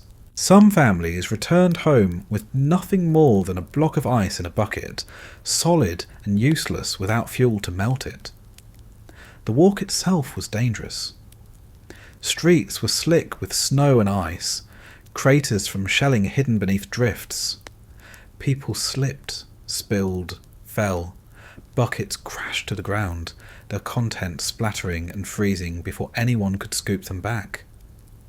Children cried quietly when their hard-earned water vanished into snow. Adults didn't cry. They simply turned back and started again. Inside the apartments, the water problem didn't end. Even when you managed to bring liquid back, it froze quickly. Cups left on tables iced over within minutes. Pans on shelves developed solid skins. The very air seemed determined to harden everything it touched. People tried drinking quickly, swallowing water before it turned to ice in the glass. Others poured only a little at a time, cupping hands around it to shield it. Many gave up and drank slush, crunching half-frozen chunks between their teeth, the cold stabbing their throats and stomachs. Melting ice became a daily task. Families collected it wherever they could. They scraped frost from windows, chipped ice from walls, gathered handfuls of snow from courtyards. Children returned from outside with arms full of snow, dumping it into pots, proud of their work. The snow melted slowly, painfully, producing a fraction of what it promised. A whole bucket of snow might yield a cup of dirty water, grey with soot or flecked with grit. Still, it was better than nothing. Fuel shortages made melting nearly impossible. Stoves sat empty, and the little scraps of wood or paper families managed to collect were rarely spent on water. Instead, people melted ice with body heat. They held chunks in their hands, sucked on them until their lips cracked, tucked pieces into pockets to soften them before drinking.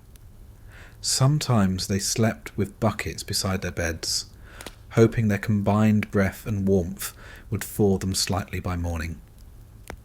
The results were meagre, a thin layer of liquid on top of a solid block. But it was something. Water was dangerous in other ways too. The Neva carried filth, corpses dumped by soldiers upriver, waste from desperate households, debris from bombings. What looked clean often wasn't.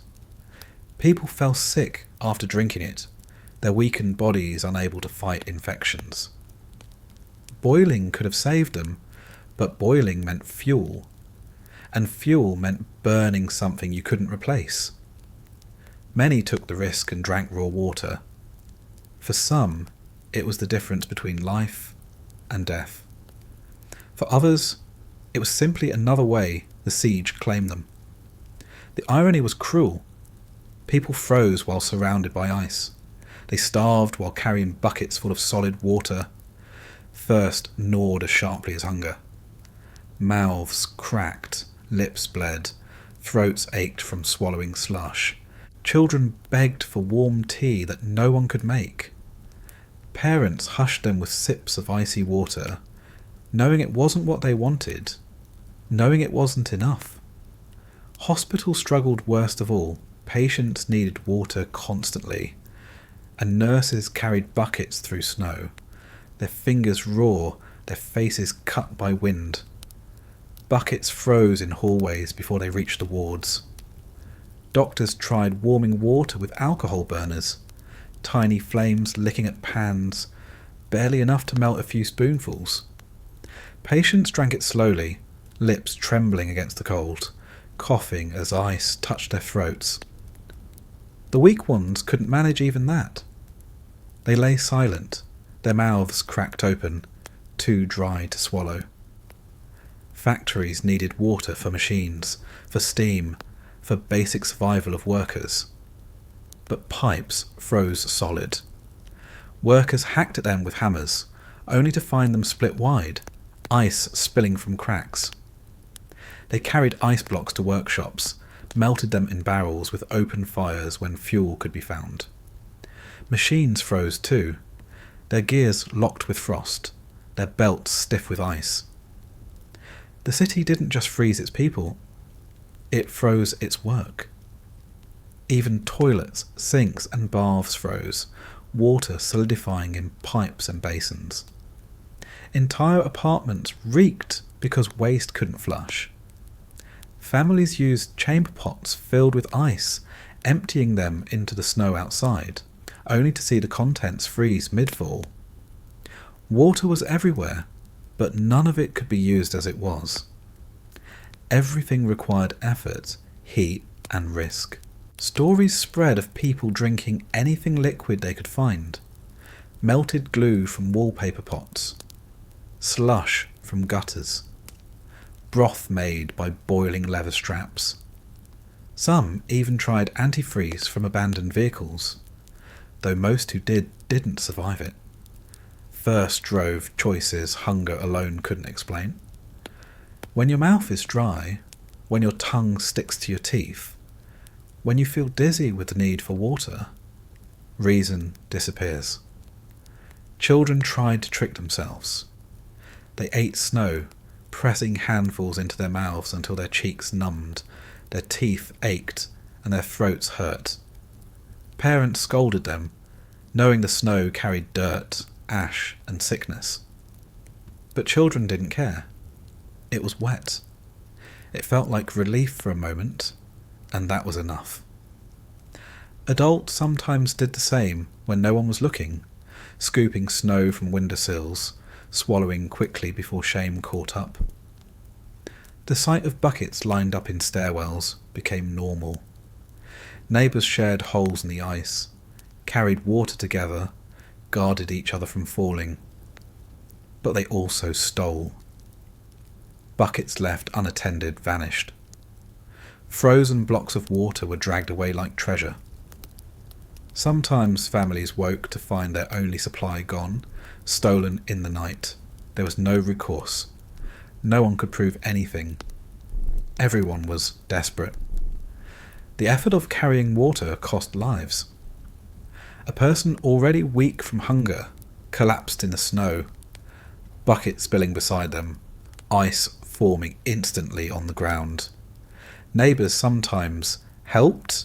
More often, they stepped around the body, careful not to slip, careful not to waste their own energy. Buckets stood abandoned where their owners had fallen, freezing solid before anyone dared to claim them.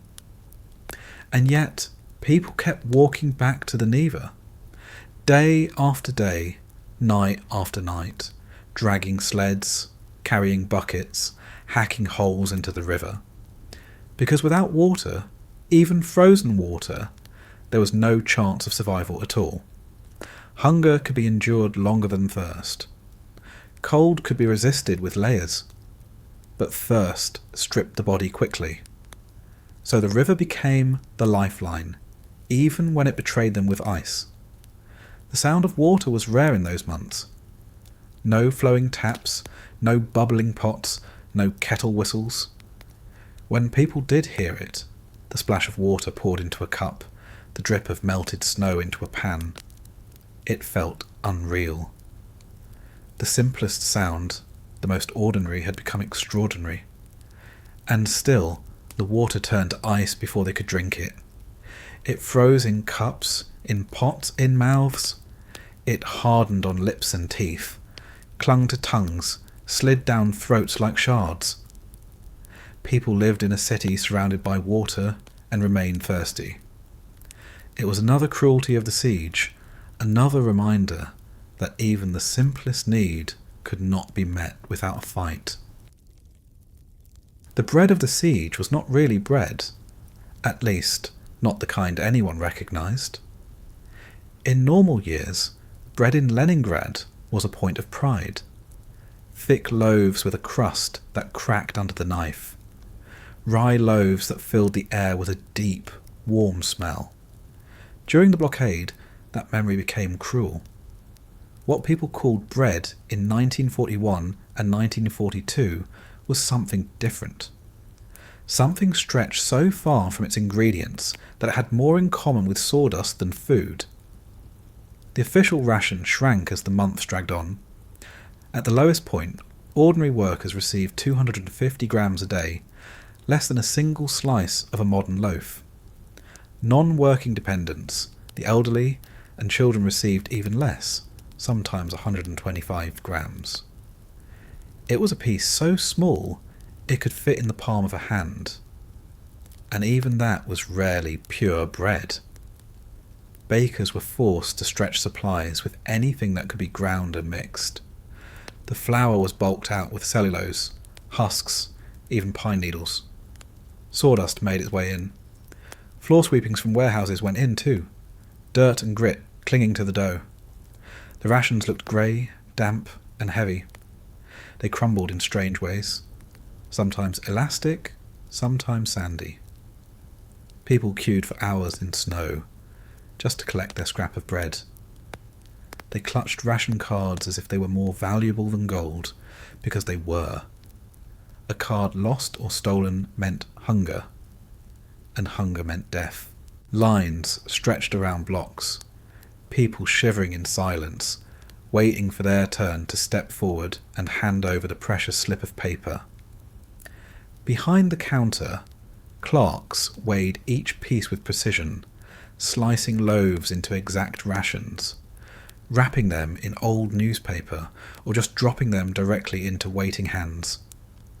There was no generosity. Every gram counted. People argued when they thought their portion was short by even a few crumbs. Clerks argued back. Sometimes scales were tampered with. Sometimes fingers accidentally brushed pieces aside. Everyone noticed. Everyone stared. The walk home with bread was dangerous. Thieves lurked even in broad daylight. Children carried rations hidden under coats, stuffed into boots, clenched in fists that never opened until they reached the door. Adults did the same, walking quickly, eyes darting, never stopping to speak to anyone. Bread was life, and life was not shared unless forced. Stories spread of people beaten in the street for their ration, of bodies found empty-handed, their cards and bread both gone. The police couldn't stop it. Hunger turned neighbours into predators. Inside the apartment, bread was treated like treasure. Families gathered around the table, knives in hand, slicing carefully to divide portions. Even the act of cutting was tense. A knife pressed too hard might crumble the slice. A portion uneven by a sliver could cause arguments that lasted for hours. Parents tried to give more to children, but children saw through it, pushing food back, whispering for their parents to eat too. Most families simply cut the bread into equal pieces and stared at it for a long moment before eating. The silence of that act was louder than words. Eating was not a pleasure. The bread was bitter, sometimes sour, always heavy. It stuck in the throat, left grit on the tongue, tasted faintly of wood or dirt. Chewing took effort, jaws aching from the density. Swallowing felt like forcing down clay. Some loaves had hard black crusts. Others fell apart into powder at the touch. People ate slowly, not because they enjoyed it, but because they wanted to stretch the illusion of food for as long as possible. A ration that could be swallowed in 2 bites was spread over an hour, each crumb savoured as if it were a feast. There were tricks to make the bread last longer. Some people dissolved crumbs in water, turning the ration into a kind of grey soup that could be spooned instead of chewed. Others toasted it on stoves when they had fuel, hardening the edges so the slice seemed larger. Some spread it thin across the day, taking a bite in the morning, another at noon, another at night. Many couldn't resist and ate it all at once, then faced the emptiness of the hours ahead with nothing left. The body never adjusted. Hunger gnawed constantly, sharp at first, then dull and endless. Stomachs growled until the sound itself became background noise. Children whimpered quietly at night, their voices fading into hoarse whispers as their throats dried. Adults spoke less, saving their strength. The bread ration didn't stop hunger. It just postponed collapse. Some people stretched bread further with substitutes. Wallpaper paste boiled into glue, mixed with crumbs. Soup made from leather, boiled soft enough to chew, flavoured with bits of bread. Sawdust mixed into water, thickened into porridge with a handful of crumbs. It was all disgusting, all dangerous. But when hunger claws at you, disgust becomes meaningless. The value of bread was absolute. Families traded furniture, jewellery, clothing for extra slices. A fur coat that once cost a month's wages could buy a single loaf. Rings, watches, heirlooms vanished from apartments, carried to markets where food was the only currency that mattered. Some traded even more desperately: intimacy, favours, loyalty, anything for a crust. Morality thinned under hunger, just like coats thinned under frost. Theft inside families wasn't rare. Children stole from parents, parents from children. A crumb taken in the dark could cause days of suspicion, whispers, fights. Some families locked their rations in boxes or tied them in cloth, hidden under beds. Others ate immediately, too afraid to keep bread in sight. Trust was fragile, hunger stronger, and yet people dreamed of bread constantly. Diaries are full of it. People wrote of feasts they imagined, of tables covered in loaves, of the smell of baking filling streets again. They didn't dream of meat or sweets. They dreamed of bread, soft, warm, fresh bread, the thing that hunger had turned into legend. Children sketched loaves in notebooks, drew tables filled with slices they had never tasted. Adults spoke of bread from their childhood as if it were a fairy tale. The cruelest part was how quickly it disappeared. A ration that took hours to obtain was gone in minutes, leaving only crumbs on a plate, crumbs carefully licked up so none were wasted. Afterward came silence, the gnawing in the stomach louder than before. the realization that the next piece was a full day away. Hunger reshaped the city. People grew thinner, their faces sharp, their bodies skeletal. They walked slower, bent under invisible weight, their movements clumsy from weakness. Skin grew pale and grey, eyes sunken. Children stopped growing, their limbs frail, their bellies swollen with malnutrition. The bread ration kept them alive, but just barely. It prolonged life enough to let starvation kill more slowly. Some tried to share, but sharing meant sacrifice. A mother giving her child her portion meant the child lived another day while she weakened faster. An elderly parent refusing food meant the younger ones had a chance. Decisions like this were constant, silent, unspoken, but everyone knew them. Families shrank one by one, each death a grim calculation of who had eaten less. And still, people went to the bakeries every morning.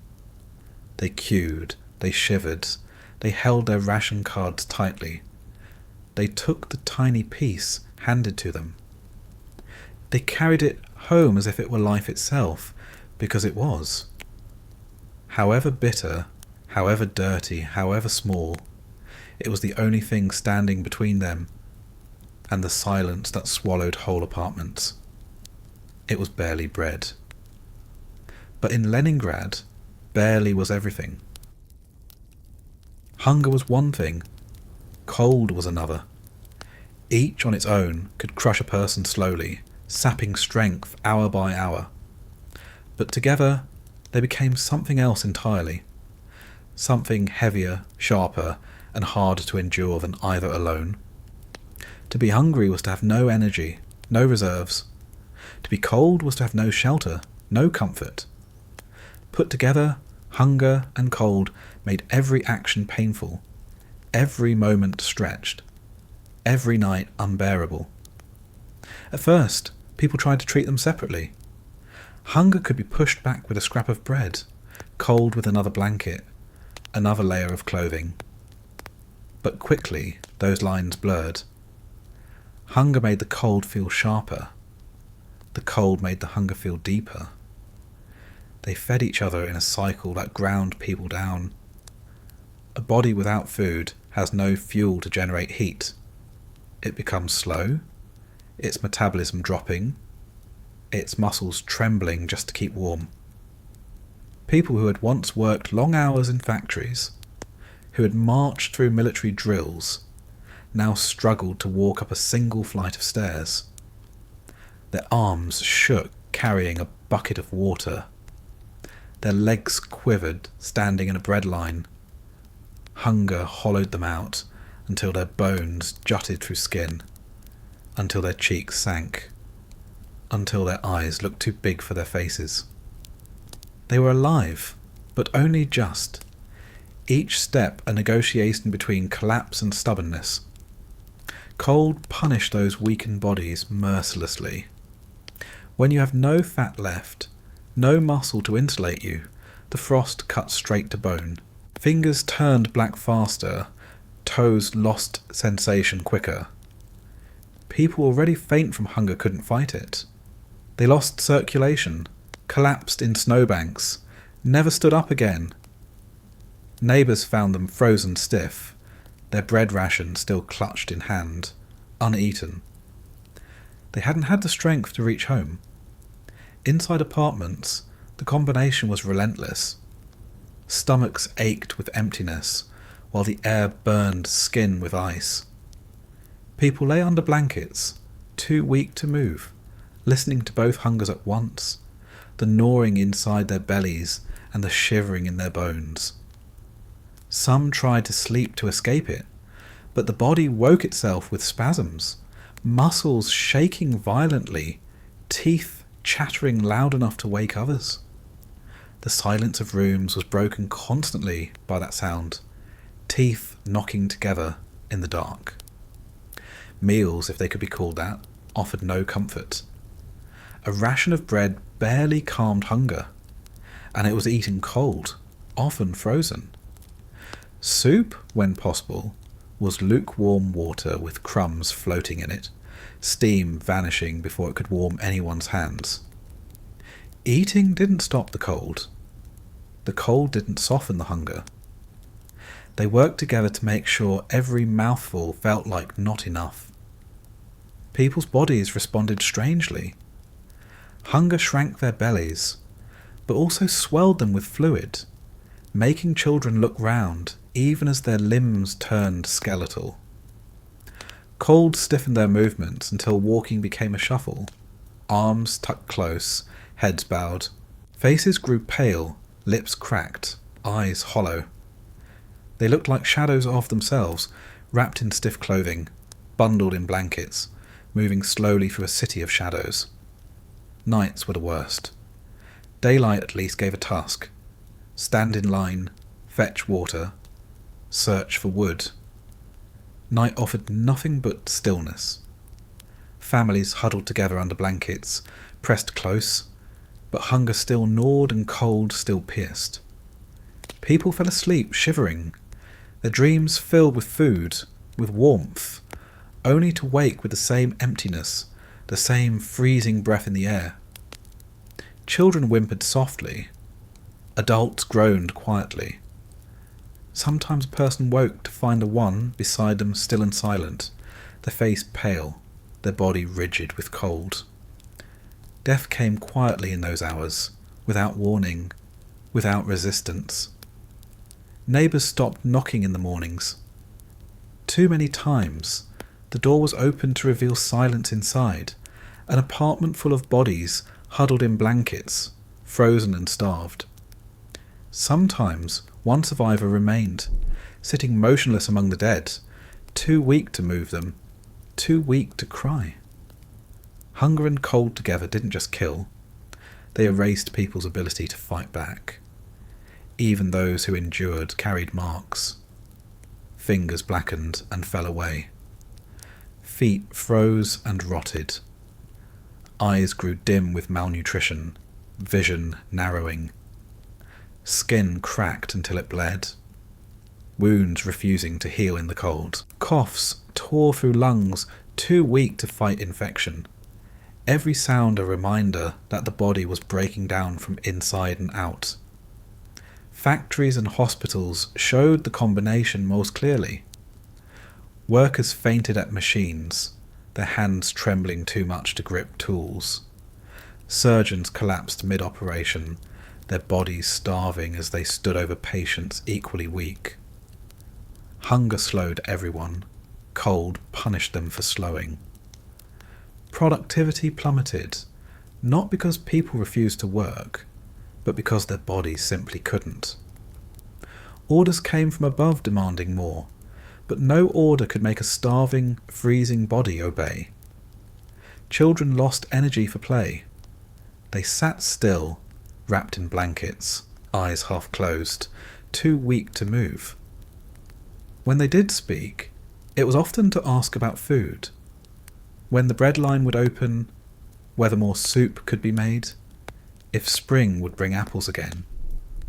Parents gave the same answers, soft, tired reassurances, though they knew the truth. Spring would come, but hunger and cold would not leave. Adults dreamed of food constantly. Well, they spoke of it in whispers at night, not to taunt each other, but because it was impossible not to. They listed meals they remembered: cabbage stews, roasted meat, bowls of porridge, loaves of fresh bread. The memories made their stomachs ache worse, but silence was worse still. Talking of food became both torture and relief, something to fill the long hours when the silence and frost pressed too close. Some tried to make games of it. Families described imaginary feasts, assigning each other dishes. A child would say, "I'll have potatoes with butter," and the mother would answer, "Then I'll have a pie with berries," while the father added, "And I'll have soup, thick with meat." They laughed weakly, their mouths watering, their stomachs twisting. The game ended with silence, always silence, the reality of the bread ration heavy on the table beside them. Bodies betrayed themselves in other ways. Hunger blurred the mind, making thoughts slow, clumsy, scattered. People forgot words, forgot where they were walking, forgot what they had said a moment earlier. Cold added confusion, making it hard to focus, hard to speak clearly. The city wandered through fog, its people wrapped in rags, eyes distant, thoughts dulled. Accidents increased.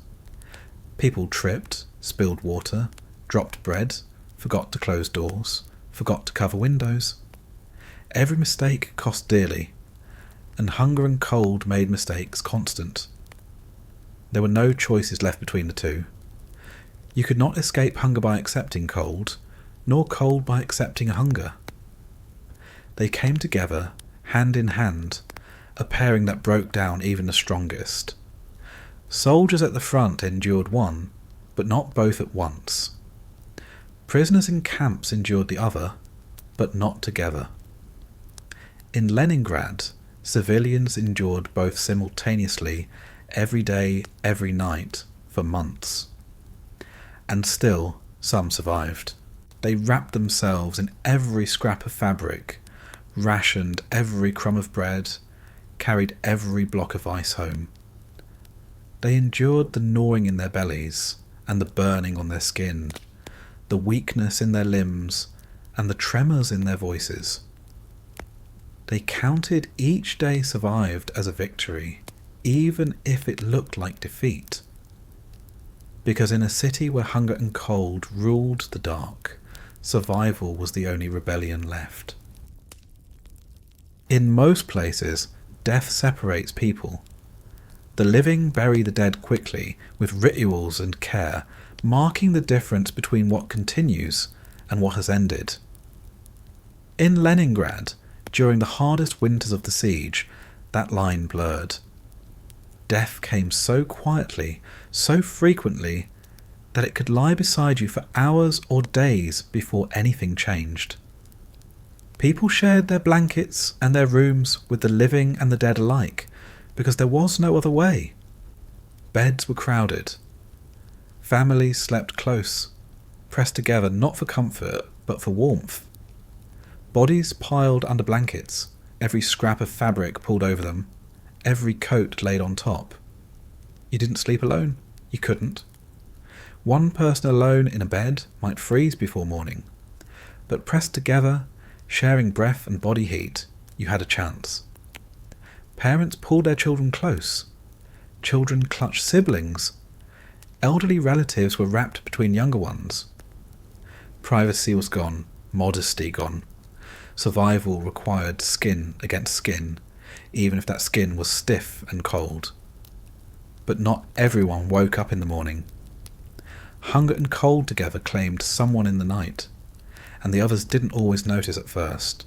They lay still, too weak to move, too numb to check, too desperate for every scrap of warmth.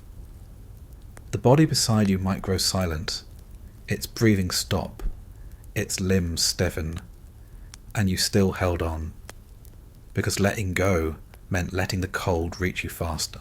Many families woke in the morning with one less member alive, but all still huddled together under the same blankets. Moving the dead was not immediate. It required strength, and strength was the one thing no one had to spare. Bodies were heavy, heavier still when frozen stiff. Carrying them down staircases stripped of banisters, through snow-clogged courtyards, to mass graves on the edge of the city. That was work for the healthy, and there were no healthy left. So families waited. They left the dead where they lay, covered them with blankets, sometimes even continued to sleep beside them for nights afterward. It was not disrespect, it was necessity. The presence of death became ordinary. Children woke beside siblings who had gone silent in the night. Parents whispered over children's still faces, their voices faint, their hands too weak to carry them away. Sometimes the living left for water or bread, returning hours later to find the bed unchanged, the body stiff beside the blanket pile. They lay back down anyway, because the bed was still warmer than the floor, and survival still demanded proximity. Neighbours did the same. In communal apartments, whole families shared rooms. When one family member died, they stayed in the corner, covered with a coat or a shawl. The others carried on, whispering, coughing, groaning, eating their rations in silence, while a body lay just a few feet away. Removing it was work. Work cost lives. So the bodies waited. They waited until someone found the energy, until sleds were borrowed, until a neighbour agreed to help. Sometimes they waited too long, and rooms smelled of decay even in the freezing cold. The city itself reflected this delay. Courtyards filled with sleds carrying both the living and the dead. People dragged bodies to mass graves, wrapped in sheets or coats, stiff and awkward to manoeuvre. Children sometimes rode on sleds alongside their frozen relatives, too weak to walk themselves. Passers-by glanced, then looked away. It wasn't shocking anymore. It was just another part of the siege. Those who lived alongside death stopped reacting with horror. They were too tired for horror. They accepted it with the same numbness as hunger and frost. A body beside you was no longer a rupture in life. It was part of life. It was something to step around, to cover with another blanket, to ignore until there was no choice but to move it. And yet, the presence of the dead still weighed heavily. Families whispered to them in the dark, speaking names quietly, not sure if they hoped for an answer. Parents stroked cold faces until their hands grew too numb. Children asked questions no one wanted to answer. Why isn't she breathing? Why won't he wake up? Adults gave soft lies, because the truth had grown too heavy to repeat. Food rations made the difference obvious. When one person died, there was one less portion to collect. Families carried their ration cards carefully, even those of the dead, trying to claim a little more bread for the living. Authorities cracked down, ration cards invalidated when deaths were reported, but people delayed reports as long as possible. A card meant life. Losing one meant someone else in the family might go next. It was another reason the dead stayed in beds and corners longer than they should have. The cold preserved them. In another climate, decomposition would have forced removal. But in Leningrad's frozen apartments, bodies stiffened and froze, remaining in place like statues. Blankets covered them, but everyone knew who was beneath. Sometimes children mistook them for sleeping figures, tugging at them, whispering to them. Adults corrected them gently, or not at all. There was no energy to explain death every morning. The lines between living and dead blurred further when people stopped speaking much. Silence filled rooms, broken only by shallow breathing. A visitor couldn't always tell who was alive. People lay so still under blankets, their faces pale, their lips blue, that only a flicker of breath revealed them. Families knew. They counted the breaths in the night, listening closely, waiting for gaps. Sometimes they lost count. Sometimes the gaps stretched too long. Hospitals carried the same quiet. Patients lined in beds, too weak to speak, too weak to move, many already slipping into unconsciousness. Nurses moved between them, their footsteps muffled, their voices low. Bodies that had gone still remained in beds until someone came to carry them away, sometimes hours, sometimes longer. The living and dead shared the same wards, the same rooms, the same blankets. And still, people slept. Because what else could they do? Night came, exhaustion pressed down, and families closed their eyes despite the still figures beside them. They didn't sleep soundly. They woke constantly, startled by silence, by the cold, by hunger. But they slept enough to survive, enough to wake again in the morning, enough to continue the grim routine. The living and the dead occupied the same spaces because there was no alternative. Strength was too scarce, fuel too scarce, time too scarce. People didn't talk about it later with pride or shame. They spoke of it as fact. Yes, we slept beside the dead. Yes, we waited days to move them. Yes, we carried them on sleds when we could. It was not remarkable in Leningrad. It was survival. In that city, in that winter, the line between alive and dead was thinner than frost on a window.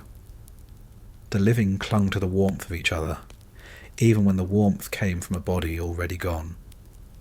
The dead stayed close, not because of choice, but because of necessity. And the living went on, breathing in the dark, waiting for morning, waiting for bread, waiting for anything to separate them from the silence that pressed just as closely as the bodies beside them. Beds in Leningrad weren't for sleeping anymore. They were survival trenches, crowded with every living body that could fit. Families didn't spread out. They didn't tuck themselves neatly into their own corners under individual blankets. They piled together in heaps, limbs tangled, coats layered over quilts, scarves wrapped tight across faces, all pressed close as if human contact itself could hold back the winter. It wasn't about affection. It was about fighting death one more night. Children lay wedged between parents, small bodies cocooned in shawls and coats, their breathing shallow against their mothers' chests. Parents held them not because it was comfortable, but because it was necessary. A child alone in a bed could freeze before morning, the warmth bleeding out of their thin limbs too fast to be replaced. By pressing them between adults, between layers of rags and wool, their heat recycled, trapped, multiplied just enough to make survival possible. Elderly relatives were placed in the middle too. The old, their bones sharp, their strength already spent, were wrapped tightly and pressed between younger bodies, the way fragile objects are cushioned for a journey. Grandmothers who once commanded kitchens now lay quietly between daughters and grandchildren, too weak to protest, too weary to even speak. Their hands were cold even under blankets, their breaths faint, but the warmth of others kept them alive for a little longer. Beds looked like nests more than places to rest. Blankets stacked unevenly, coats thrown across the top, boots tucked in at the edges. Some families strung up sheets overhead, building makeshift tents that trapped body heat. The inside of these tents smelled of sweat, damp wool, and sour breath, but they were warmer than the open room. People crawled inside at night and didn't move until morning, huddled so close that even turning over risked losing heat. Privacy vanished. Adults and children slept together, siblings tangled with parents, neighbours sometimes sharing the same bed in overcrowded communal apartments. Modesty had no place in those winters. Bodies pressed against each other regardless of age or relation, because warmth mattered more than anything else. The act of survival made intimacy irrelevant. People stopped noticing where one body ended and another began. They only noticed when a body grew cold and still. The discomfort was constant.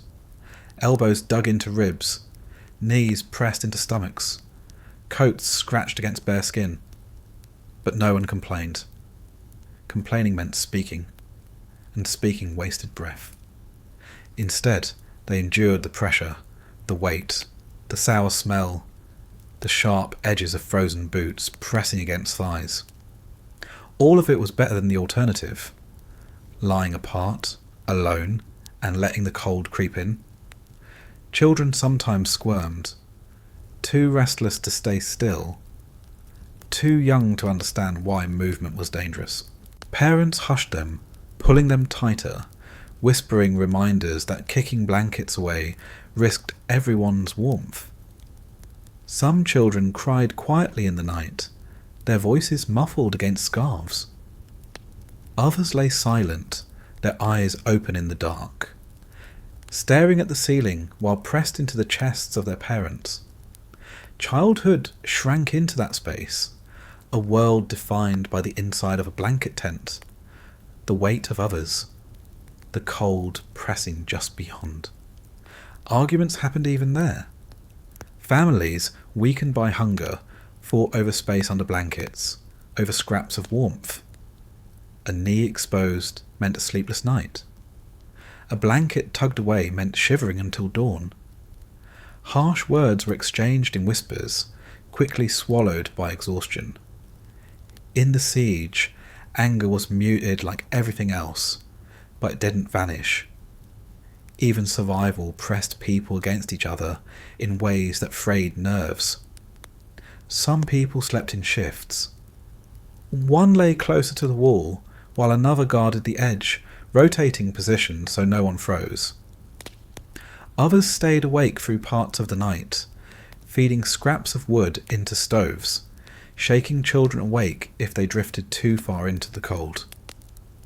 Sleep was shallow, constantly interrupted by coughing, by shivering, by the sound of neighbours in the next room doing the same thing. People dozed, woke, dozed again, never truly rested. The mornings were slow and painful, blankets peeled back reluctantly, steam rising faintly from damp clothing. Faces emerged pale and hollow, hair matted from sweat that had frozen at the edges. Hands uncurled stiffly, fingers aching from being pressed tight against chests all night. Families sat up together, joints stiff, backs sore, but grateful to be upright at all.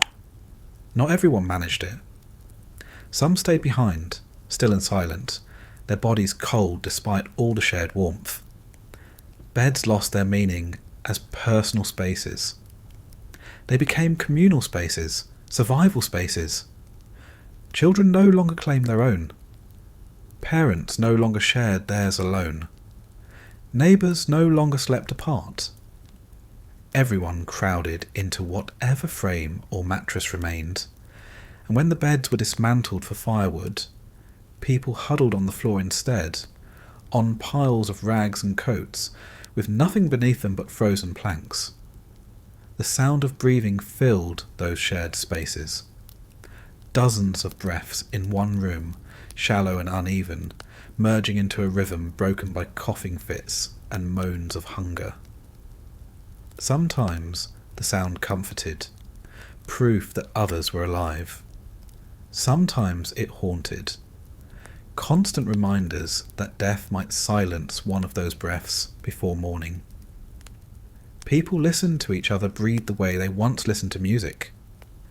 It was the soundtrack of survival. Dreams were filled with food, warmth, normal life. People woke disappointed, their mouths watering, their limbs aching from the press of others. The dream of a soft bed, of clean sheets, of sleeping alone, became as unrealistic as feasts of meat and bread. Comfort itself became fantasy. Shared beds blurred the sense of self. When you're pressed so tightly to others for months, you stop feeling individual. Your body heat mixes with theirs, your movements constrained by theirs, your life dependent on theirs. You lose the illusion of separateness. Families fused into one breathing, shivering mass, alive or dead together. And yet, those crowded beds saved lives. Without them, many would not have lasted. The warmth they created, meagre as it was, meant another morning, another day in bread lines, another night endured. They were uncomfortable, undignified, heavy with smell and silence, but they worked. And in a city where survival was the only goal, that was enough. Rats were among the few creatures that didn't starve during the blockade. While people stripped their apartments bare for fuel and food, while pets vanished from courtyards and even birds disappeared from the skies, the rats remained. In some parts of the city, they seemed to multiply, finding sustenance in garbage piles, uncollected waste, and the bodies left unburied for days in courtyards. They moved through stairwells and cellars freely, gnawing through sacks, chewing at ration cards left unattended, even biting at the weak who lay motionless too long. At night, when the rooms fell silent, their scratching filled the gaps. Families lying together under blankets could hear them in the walls, in the ceilings, in the corners of their rooms. Tiny claws tapping across frozen floors. Teeth rasping against wood or fabric. The sounds were impossible to ignore in the dark silence. People muttered to each other that at least the rats were proof that something alive still moved in the city. But that wasn't comfort. It was warning. Hunger blurred morality when it came to rats. Some killed them and ate them, boiling the meat into thin soups, roasting them over scraps of firewood, stripping their bones. Others recoiled at the thought, but the line grew thinner as ration shrank. The meat was stringy, bitter, and dangerous, but it was still calories, still something to swallow when nothing else was left.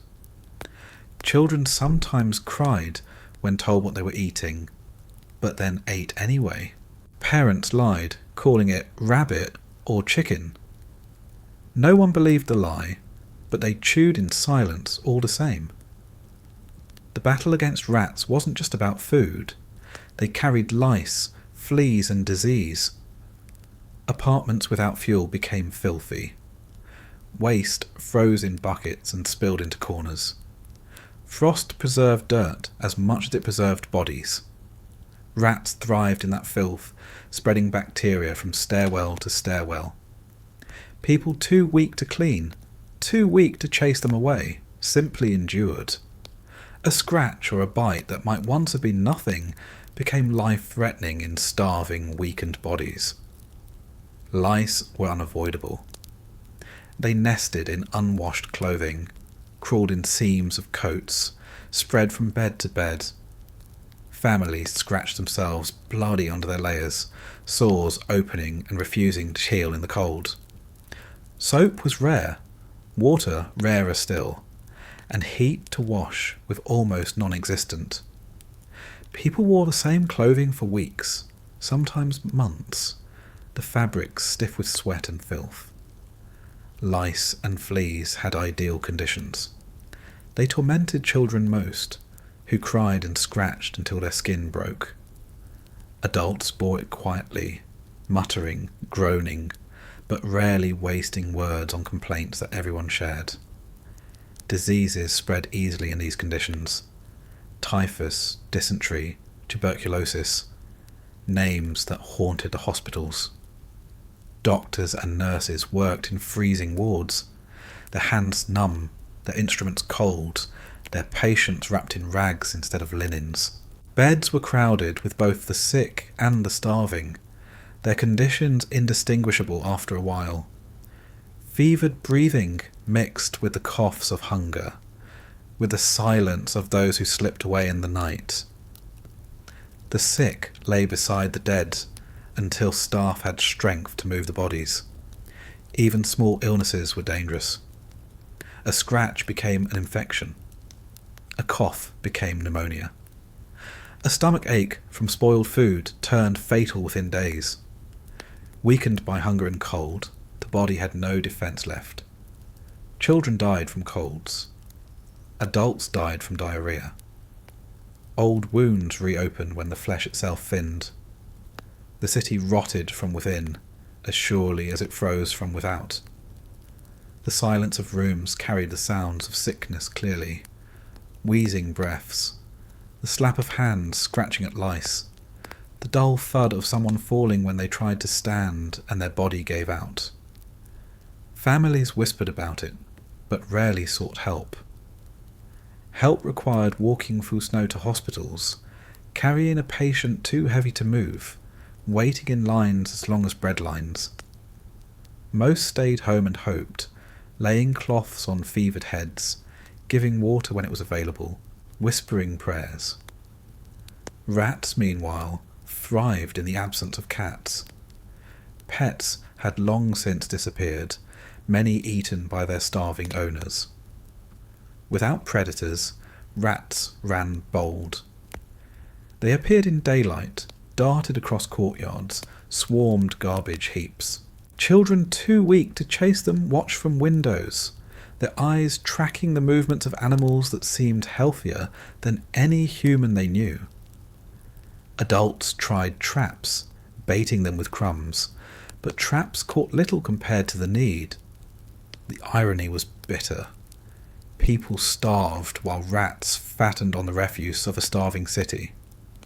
Families whispered about it with grim humour, that the blockade was good for the rats, that the invaders outside might as well recruit them.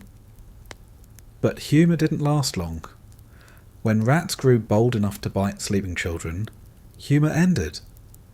Parents guarded their children's faces with scarves, wrapped them tighter, even set makeshift barriers around beds. Still, stories spread of infants injured, of the weakest chewed at while families slept too heavily to notice. Disease crept into every building. The cold slowed decomposition, but bodies still carried contagion. Courtyards with stacks of the dead became breeding grounds for illness. Grave diggers were too few, too weak.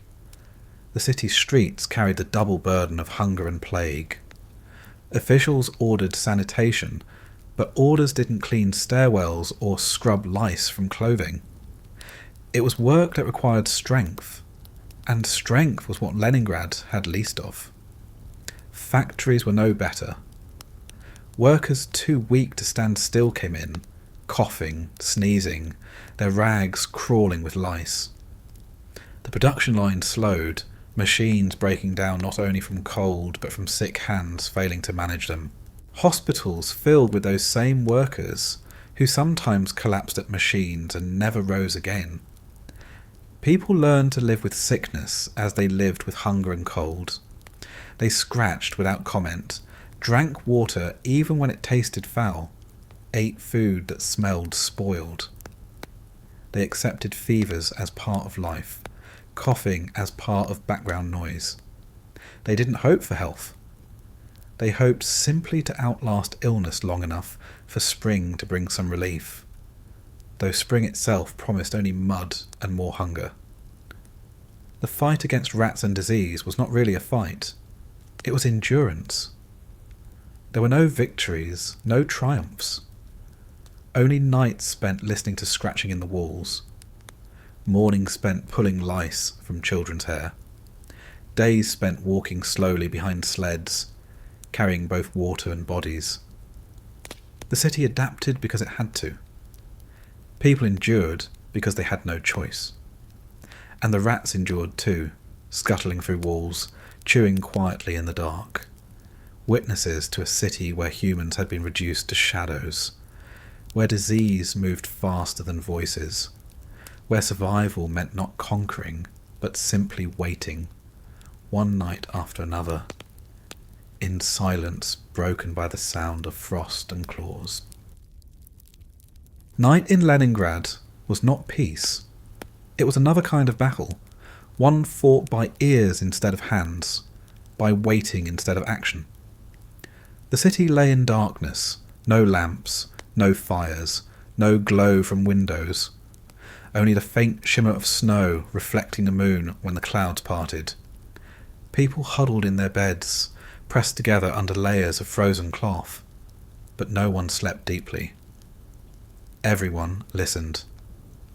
The silence of the siege had its own weight, but at night it carried a sharper edge. It was never entirely empty. Beneath the stillness, the city strained for sounds from above. Airplanes, distant at first, then closer. The faint hum of engines moving across frozen skies. Sometimes they came often, sometimes they didn't come at all, but the anticipation was constant. People lay awake waiting, their hearts pounding harder than the planes themselves, wondering if tonight would bring bombs or only silence. When the hum began, it carried through the whole city. Walls didn't block it, blankets didn't muffle it. Families lay stiff, whispering to each other that maybe the planes would pass, maybe the bombs would fall somewhere else. But no one believed it fully. Every engine sound meant the same thing. Something could fall, and there was nothing to stop it. The sirens sometimes wailed, their mechanical cries echoing across the frozen streets, but often there was no warning at all. Planes appeared before anyone had time to react, and the silence was shattered by the whistle of falling bombs. It was a sound everyone recognized instantly. A sound that froze blood even before impact. A shrill descent, then the explosion, then the shaking of buildings as plaster crumbled and glass shattered. Families clutched each other under blankets, pressed their faces into the floor, whispered prayers into scarves. Not everyone had the strength to run to shelters. By the first winter, many gave up on basements and cellars. Walking through snow in the dark, dragging children half-conscious with hunger, carrying bundles of blankets. It cost too much strength. Some still tried, their footsteps crunching desperately in the night as they hurried down icy stairwells, but most stayed where they were. Better to die in bed than to waste what little life remained, stumbling through the cold. The shelters weren't safe anyway. They were damp, crowded, airless. People packed together in basements, coughing in the dark, their breath clouding into frost. Water dripped from ceilings. Rats scurried across feet. And still, the bombs fell. Sometimes they landed directly on the shelters themselves, burying everyone inside under rubble. Families who stayed home told themselves that at least they would die in familiar rooms, not underground in a crowd of strangers. Those who remained in apartments learned to recognize the different sounds. A whistle meant a bomb. A scream of air meant artillery. A sharp crack in the distance meant shells exploding outside the city. People didn't need radios. They read the sky with their ears. Children knew the difference too, their faces stiff with fear long before they ever saw the damage. They learned to lie still, to wait without crying, to follow the silence between explosions. After a raid, the city often went silent again, almost too silent. People listened harder, waiting to see if more would follow. Sometimes they did, minutes later, another wave of engines, another whistle, another crash. Other times, the silence stretched, the tension building until people fell back into uneasy half-sleep, ears still straining in case the next hum returned. The fear was not only of the bombs themselves, but of what followed them. Fires erupted in buildings struck directly, flames licking upward into the black sky. Neighbours rushed to fight them with buckets of snow and ice, but often it was useless. Without proper equipment, without water that wasn't frozen, fires consumed whole stairwells, while residents dragged what little they had left into the street. The sound of crackling wood, the collapse of beams, the muffled screams of trapped voices joined the chorus of the night. Families watched from across courtyards, too weak to help, their own faces lit orange for a few minutes before the flames died, leaving blackened shells of buildings even colder than before. The raids were unpredictable. Some nights passed in silence. No engines, no whistles, no explosions. Those nights were not peaceful, only tense.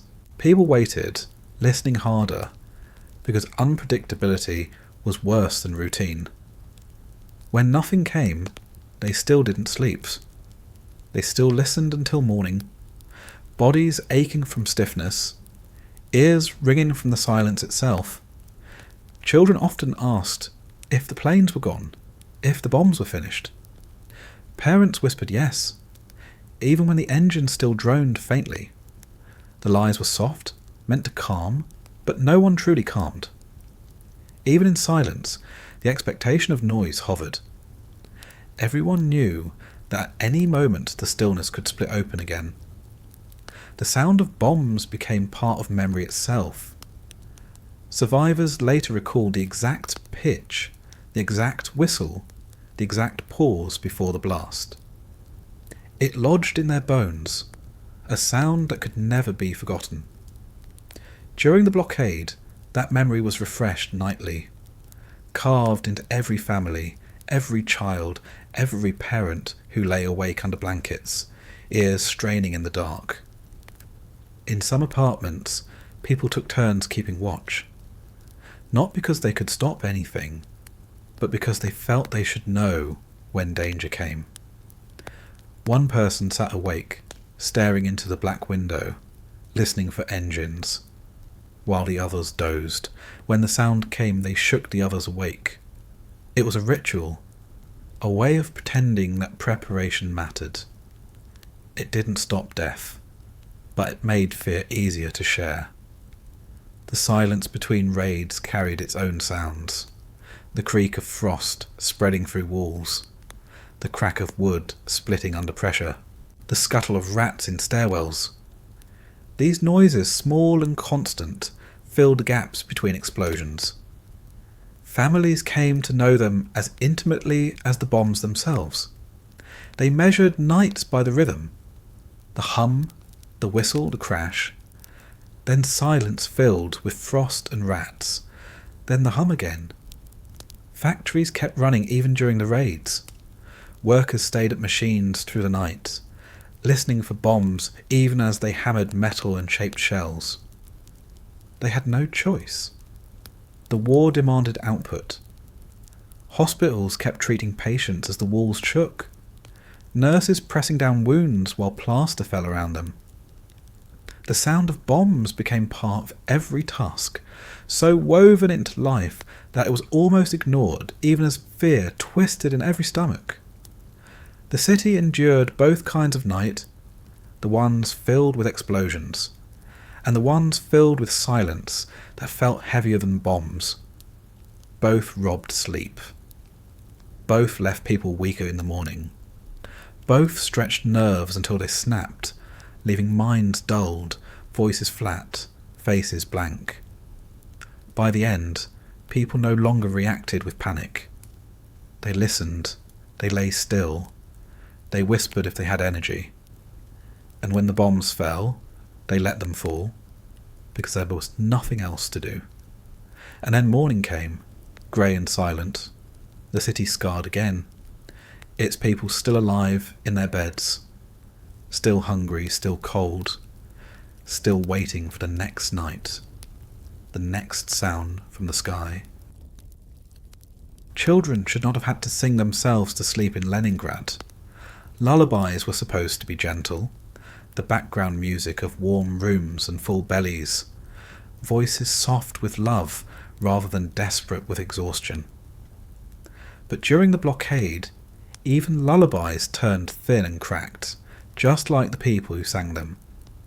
Mothers who once rocked babies with melodies had voices rasping from hunger, throats dry from thirst, lips split from cold. Fathers who tried to hum found themselves coughing halfway through.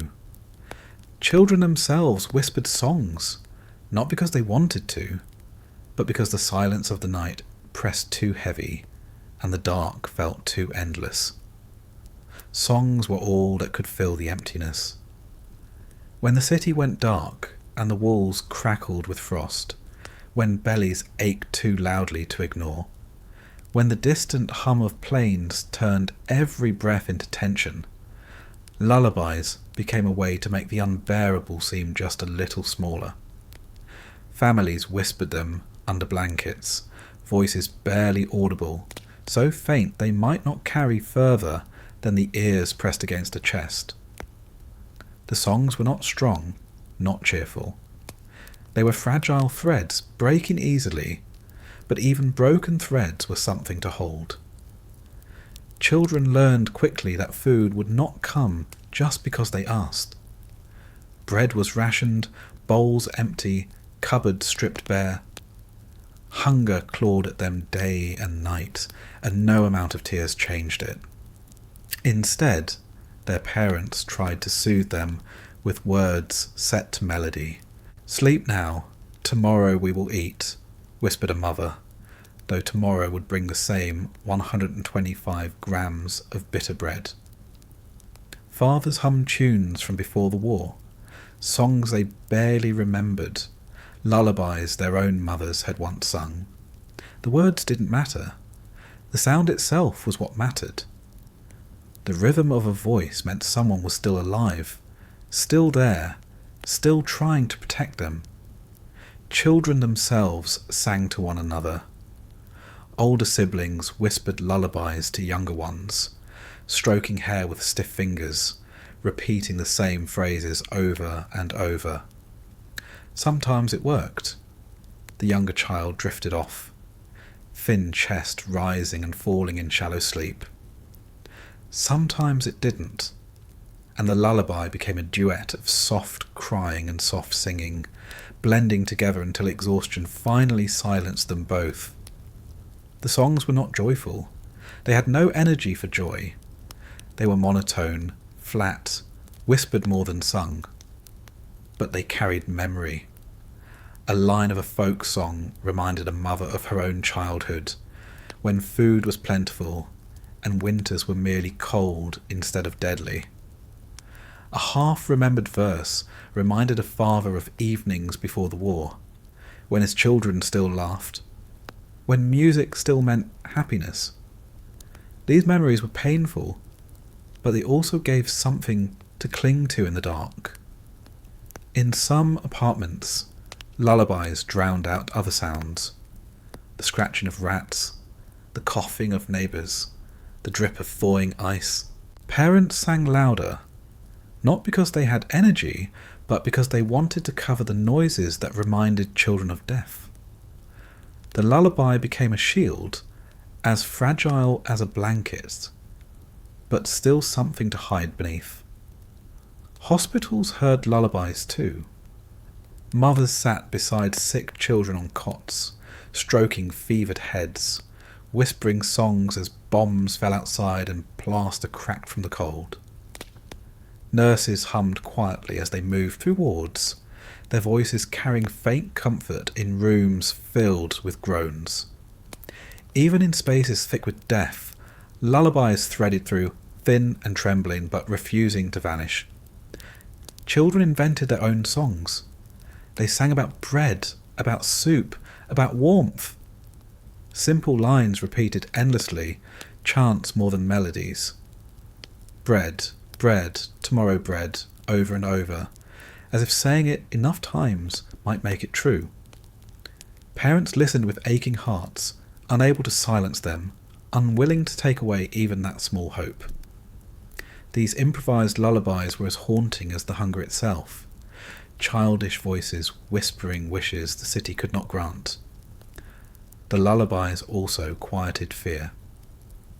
When bombs fell and walls shook, parents pressed children close and sang louder, the rhythm of the voice a counterpoint to the crash outside.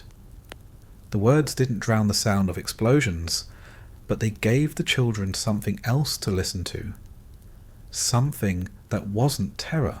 Some children learned to measure raids by lullabies, drifting off despite the noise because their mother's voice meant they were safe for at least that moment. The sound of singing in the siege was strange. It was never strong, never carried far. It was muffled by blankets, broken by coughs, swallowed by weak throats, but it existed. In a city where silence often swallowed everything, lullabies kept a trace of humanity alive. They were proof that even in hunger, even in fear, parents still tried to care for children, and children still clung to their parents. Not every family had the strength. Some lay in silence, too weak to sing, too weak even to whisper. Children asked for songs and received nothing but the sound of breathing. In some homes, children sang alone, their small voices drifting through rooms where parents had already gone still. Neighbours remembered hearing lullabies from across walls, faint and fragile, until even those voices faded. For the children who survived, the lullabies stayed in memory.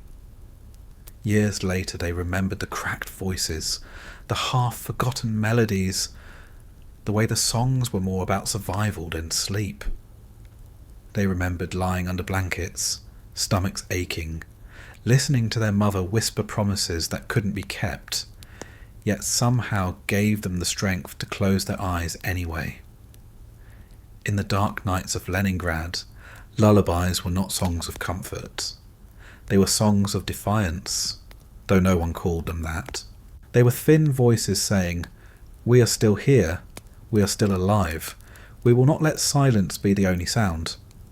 And even when hunger pressed hardest, even when bombs fell, even when fear turned children's eyes wide and hollow, the lullabies continued. Quiet, cracked, imperfect, but still there. The city at night was not just dark, it was invisible. Blackout curtains smothered every window, draped across glass with scraps of cloth. Nailed boards, strips of rags, anything that blocked even the faintest thread of light. It wasn't about comfort or privacy. It was about survival. The order was strict, no light in Leningrad at night. Any glow might serve as a beacon to enemy pilots, guiding bombs straight into the heart of the city. So people lived in darkness, not because they chose to, but because the air above demanded it. Curtains were rarely curtains anymore. Families had burned the real ones long ago for fuel. Instead, they hung whatever they had left. Old coats, stitched blankets, even pieces of carpet ripped from floors. Windows disappeared behind patchwork walls of cloth and wood. Some families hammered up boards permanently, sealing themselves into dim, cave-like rooms that never saw daylight directly. Even in daytime, the light that entered was weak, filtered through seams and cracks. More shadow than brightness. At night, the effect was absolute. Apartments turned black, the kind of blackness that pressed against the skin. You could wave your hand in front of your face and see nothing. Even the shapes of furniture disappeared. Families learned to move by touch, memorizing the path from bed to stove to door, counting steps in the dark. A misstep meant tripping over buckets, bumping into frozen chairs, stubbing toes against planks. But after months, everyone adjusted. Darkness became as familiar as daylight once had been. The blackout was not only enforced from outside, neighbours policed each other. If a thread of light escaped from a window, someone noticed. Someone banged on the door, hissed warnings, reminded the family inside that one careless candle could invite bombs for everyone on the block. Suspicion grew easily in those nights. Curtains were double-checked, cloth pinned tighter, cracks stuffed with rags until no glow slipped through. The fear of a slit of light was greater than the fear of silence. Inside, the absence of light reshaped evenings. There was no reading, no sewing, no board games around a lamp. Families sat together in pitch black, listening to each other breathe, whispering softly, sometimes humming lullabies. Children asked why they couldn't have just one candle, why the dark had to be so heavy, and parents tried to explain, though explanations mattered little to small voices afraid of shadows. Some parents lit candles anyway, hidden deep inside stove mouths, their glow faint enough not to reach the windows. Others struck matches briefly, shielding them with their hands, just to see the faces around them for a moment. The flare of a match was a luxury in itself, a glimpse of life before the blockade. Outside, the blackout transformed the city. Streets that had once glittered with lamps and headlights vanished. The outlines of buildings disappeared against the sky. Only snow reflected what little moonlight existed, giving the faint impression of paths where roads had been. People walked carefully, slowly, their footsteps muffled by snow, their sleds creaking as they pulled water or bodies. The city seemed deserted, ghostly, its millions reduced to silent shadows slipping through blackness. Children grew up thinking this was normal. They learned to play in darkness, whispering games under blankets, their eyes adjusting to the faintest traces of grey at the edges of curtains. For them, light became a rare visitor, something special, almost magical.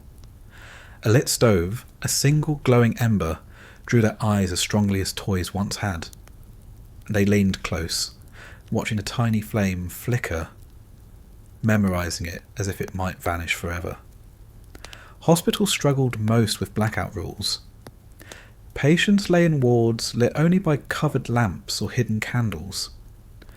Doctors performed procedures in near darkness, their hands guided more by touch than sight. Nurses stumbled between beds, tripping over basins and buckets, whispering apologies as they tried not to drop instruments.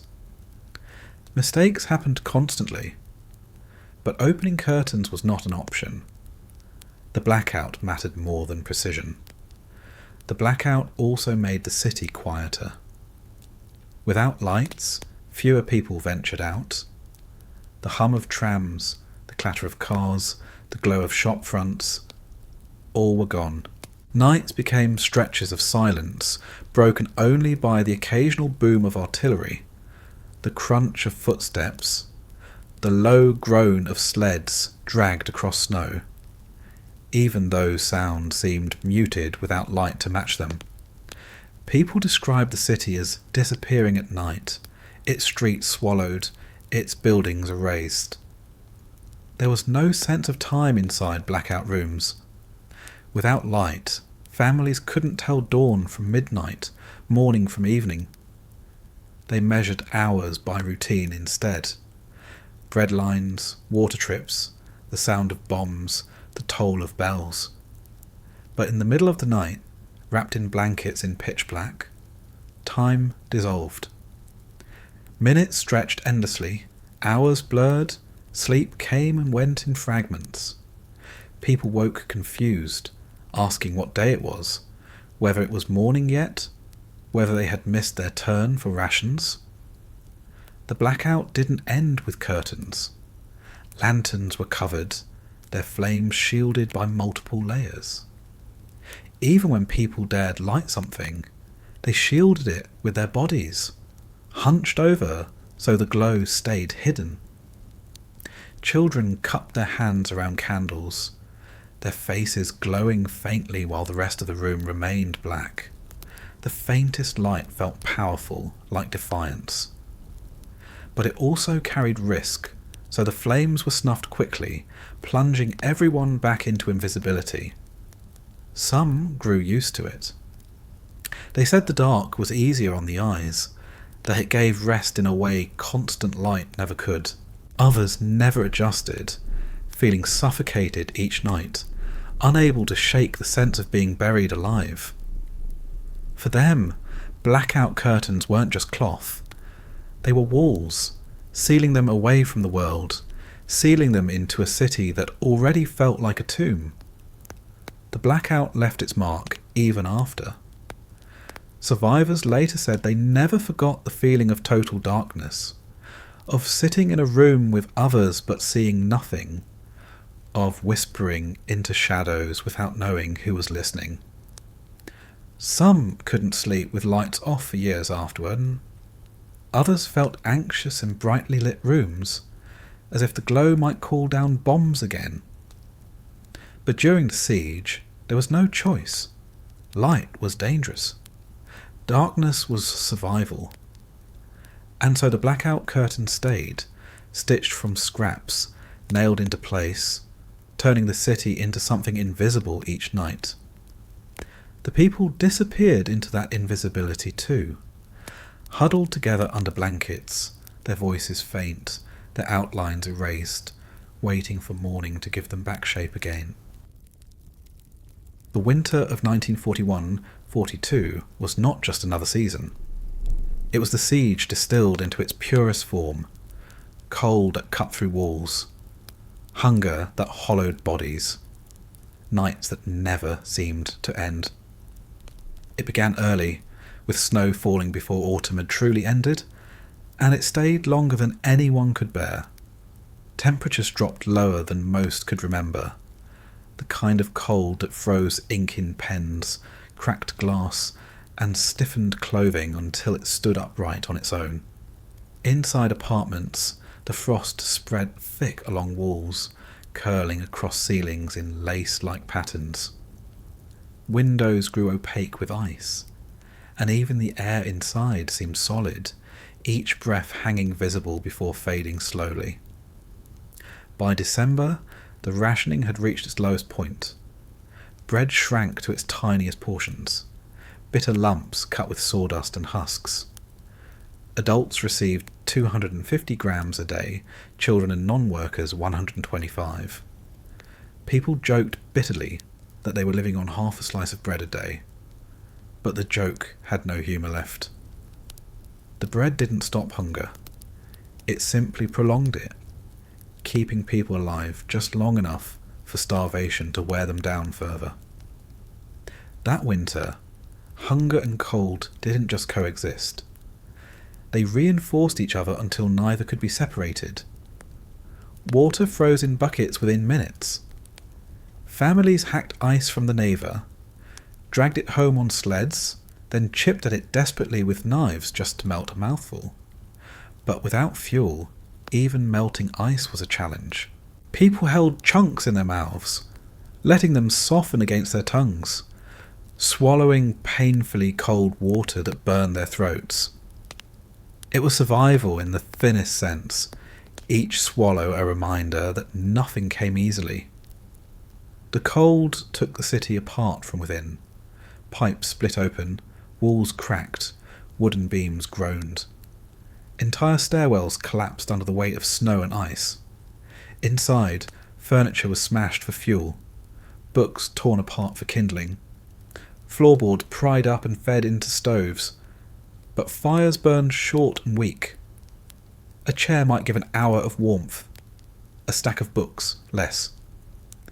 Then the stove went cold again, and families huddled back under blankets, waiting for the next scrap to burn. Hospitals froze too. Doctors wore coats and scarves indoors, their hands trembling as they held instruments too cold to grip properly. Patients lay under piles of rags, their breath frosting in the air. Fever made the cold worse, bodies shivering uncontrollably, yet blankets couldn't be spared.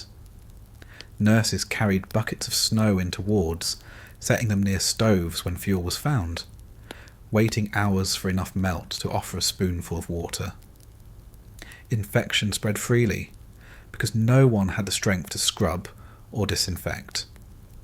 The wards echoed with coughs and groans, broken by silence when patience slipped away. Factories struggled in the same way. Machines froze, gears locked with ice, belts stiff as boards. Workers stumbled in with hollow faces, their hands raw, their breath clouding in the air.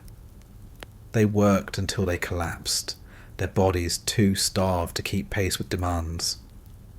Supervisors urged them on, but no amount of discipline could force a starving, freezing body to produce what it no longer had the strength to give. Entire production lines slowed, but still the city demanded output, because the war outside had not paused. On the streets, the winter was worse. Snow buried everything. Tram lines, sidewalks, doorways. Bomb craters filled with drifts that froze solid. People walked slowly, hunched under the weight of hunger, dragging sleds with buckets, scraps of wood, or bodies wrapped in sheets. Horses collapsed in the snow and froze where they fell. Their bodies became both obstacle and resource, stripped of flesh within hours by those who dared. Rats scurried openly, bold against the white, fattened on what the starving city left behind. The dead multiplied faster than the living could carry them. Families dragged bodies to cemeteries on sleds, through snow and wind, their progress slow and painful. Sometimes they left them in courtyards, waiting for someone stronger to come. Cemeteries became fields of frozen forms, covered in snow, too many to bury at once. The city itself became a morgue, its silence filled with the stillness of those who hadn't survived the night. Children's voices grew weaker. They no longer ran in courtyards, no longer laughed in stairwells. They sat silently on sleds, pulled by parents with trembling arms, their faces pale and thin, their eyes too large for their bodies. They asked questions softly. When will we eat? When will it be spring? And parents answered with the same soft lies. Soon, soon. But spring was still months away, and food was nowhere near. Night stretched endlessly. Families huddled under blankets, pressed together for warmth, whispering lullabies that cracked with hoarse voices. Outside, bombs fell irregularly, sometimes for hours, sometimes not at all. The hum of engines overhead was as much a part of winter as the frost itself. When explosions came, people barely moved anymore, too weak to rush to shelters, too weary to hope. They lay still and listened, waiting to see if their building would remain standing. Survival meant not flinching. The body reacted strangely to such conditions. Hunger blurred vision, dulled thoughts, slowed reflexes. Cold stiffened joints, made muscles spasm uncontrollably, numbed fingers until they could no longer grip. Together they made people stumble like sleepwalkers, their movements clumsy, their words slurred. Memory faltered. Entire conversations were forgotten within minutes. People walked into rooms and forgot why. They carried water halfway home and left it behind, only realizing later. The city drifted in a fog, its people shadows of themselves, moving without energy, without clarity, and yet life went on in strange fragments. Couples still married, ceremonies whispered in cold offices. Babies were still born, their cries thin in the frozen air. Soldiers still marched through streets, their boots crunching on ice, their uniforms stiff with frost. Children still played weakly in corners, moving blocks of ice like toys. These small continuities of life stood out sharply against the backdrop of death. They were reminders that the city had not vanished, that beneath the ice and silence it still breathed. Spring seemed unimaginable during those months. The snow piled higher each week, the ice grew thicker, the nights longer. People marked time only by ration lines and funerals. Diaries from those months are filled with the same words repeated again and again. Hungry, cold, tired, waiting. Survival shrank to its simplest terms. Get bread, get water, keep warm. Endure the night, and repeat. Nothing else existed. For those who survived, that winter became the symbol of the entire siege. Not the bombs, not the battles, not the politics, but the endless days of hunger and cold, the long nights of listening, the frost that coated every surface, the silence broken only by coughs and cries. It was the winter that burned itself into memory as much as into history, the season when the city nearly froze and starved to death entirely, but somehow didn't. In a city stripped of almost everything, survival depended on things that would have seemed laughably small in ordinary times. A splinter of wood, a crust of bread saved from the floor, a scrap of fabric stitched into another layer. These became victories. Ingenuity wasn't about inventing new machines or bold strategies. It was about finding ways to stay alive with nothing, about stretching the limits of what could be burned, eaten, worn, or hidden. People learned to treat garbage as treasure. Buckets of ash from stoves were sifted carefully, fingers numb as they searched for unburned pieces of wood or overlooked scraps of coal. Broken furniture scavenged from bombed buildings was carried home proudly, each stick of wood worth hours of warmth. Nails were pulled from boards and reused to patch together makeshift stools or stove repairs. Nothing was thrown away, nothing could be. Clothing was layered in ways no tailor would have approved. Men wore shirts under coats, under blankets, pinned into cloaks. Women wrapped towels around their heads, scarves over towels. Children bundled in layer after layer until they looked more like bundles of fabric than people. Holes were patched with rags, seams held together with string or wire. Shoes were the hardest. Leather cracked in the cold, soles split apart. Families stuffed them with paper, straw, even cloth torn from curtains. When shoes finally collapsed, people wrapped feet in rags and walked carefully, their footprint in snow showing nothing but cloth bindings. Food substitutes demanded the most creativity. Bread stretched further when dissolved in water and called soup. Boiled wallpaper paste, thick with glue, was eaten in small spoonfuls. Leather belts were boiled until soft, chewed slowly as if they were meat. Families scraped flour dust from the insides of empty sacks, mixed it with water, fried it on pans to make thin cakes. Some even boiled sawdust with potato peels, straining the mixture and swallowing what remained. None of it gave strength, but it gave the feeling of eating, which sometimes was enough. Children invented games with hunger. They pretended to cook invisible meals, stirring snow in pots, serving each other bowls of air. Parents watched silently, their stomachs aching, unable to stop them. Others drew food on scraps of paper, loaves of bread, plates of soup, fruit, passing them around as if the drawings could be eaten. These games were heartbreaking, but they also kept children quiet, distracted from the ache in their bellies for a few minutes. The stove became the centre of ingenuity. With no fuel, people learned to burn whatever they could find. Wooden combs, picture frames, broom handles, paper twisted into ropes, rolled tightly to burn longer. Even leather shoes were thrown in, though the smell was foul. Neighbours shared tips quietly. Which kinds of wood burned longer? How to roll paper so it smouldered instead of flashing out? Some people dismantled fences and sheds in the night, chopping stolen wood into small pieces before anyone could accuse them. Water, too, demanded invention.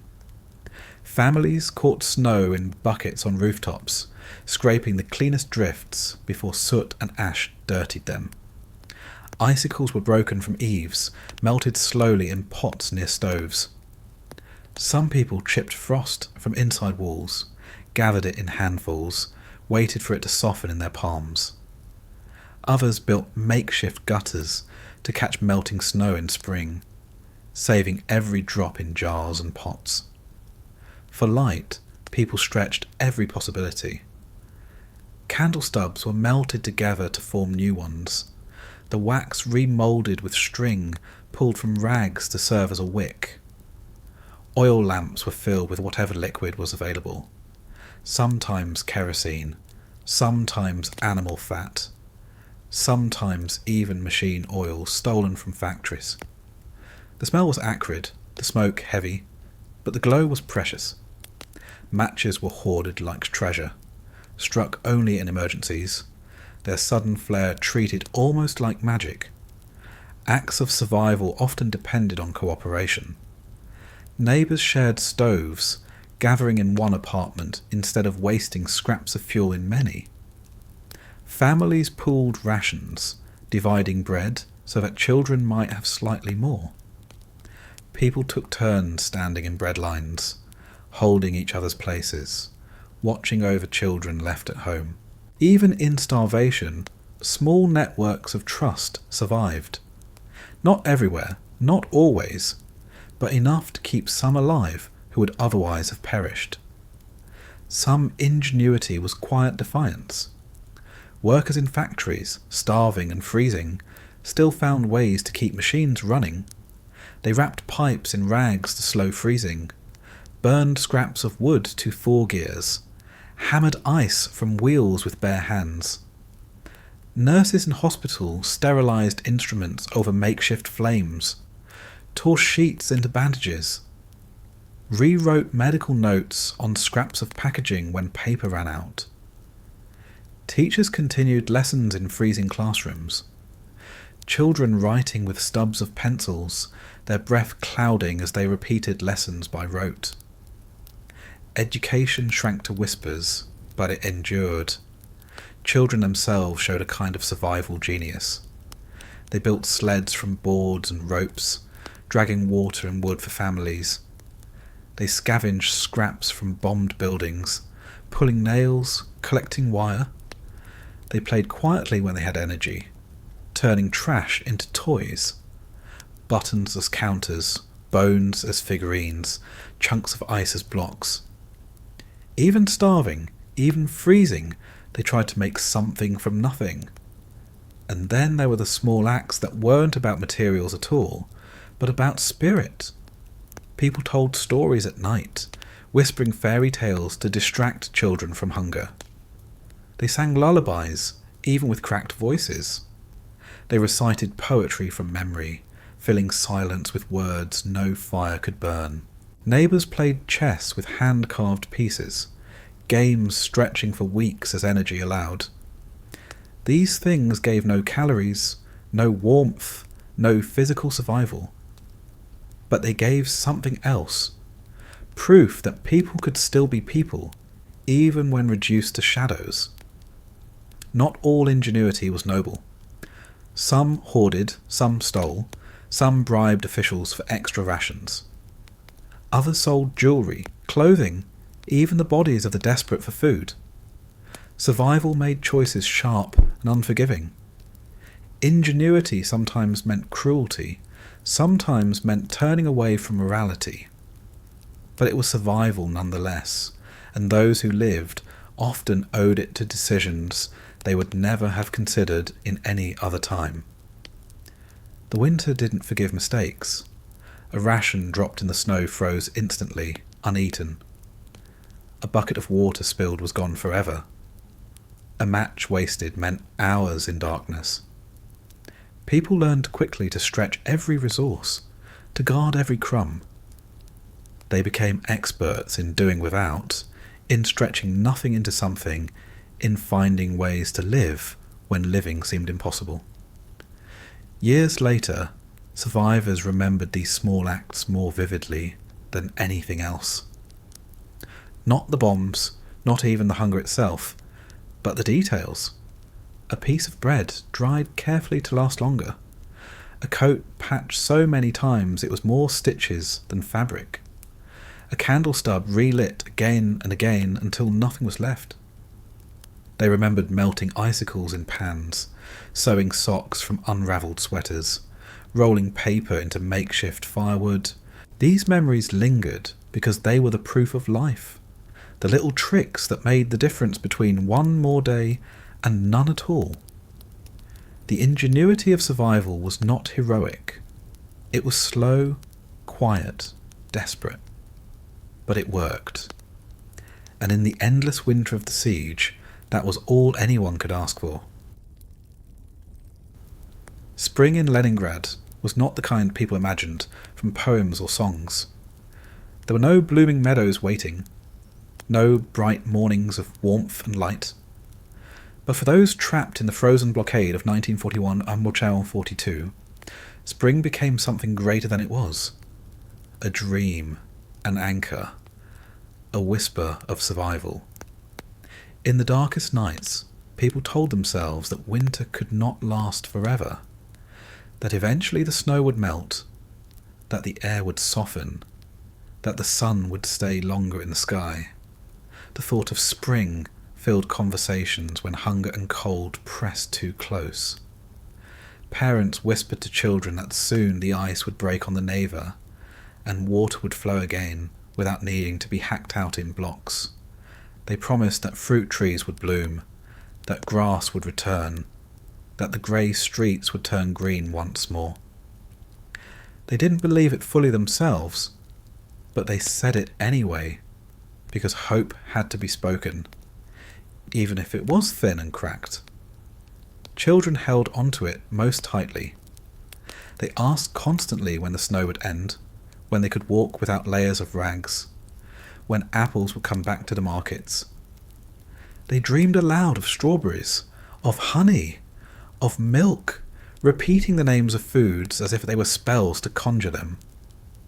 Parents listened silently, their stomachs aching, knowing those foods would not come even with spring, but unwilling to silence the fantasies.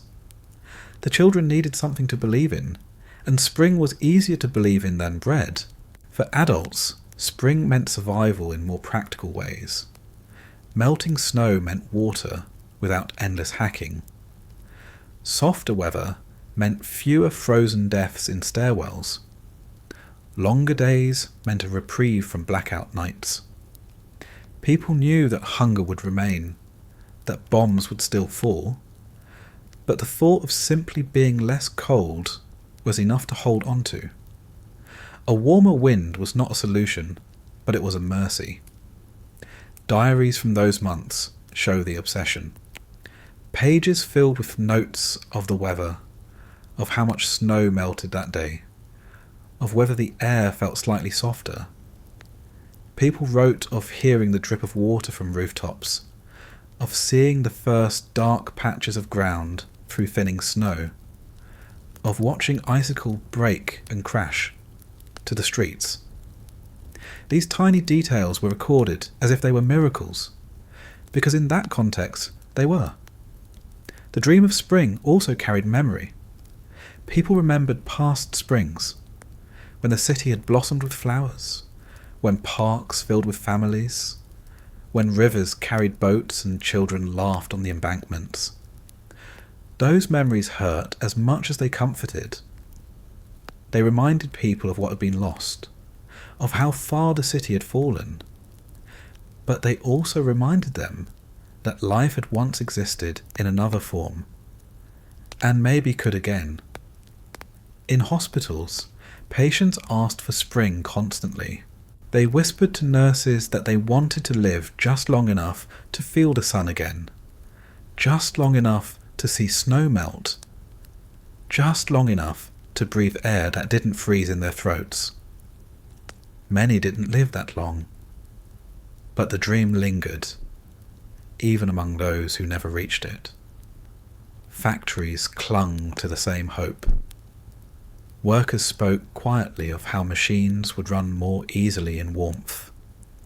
how gears wouldn't freeze, how hands wouldn't stiffen around tools.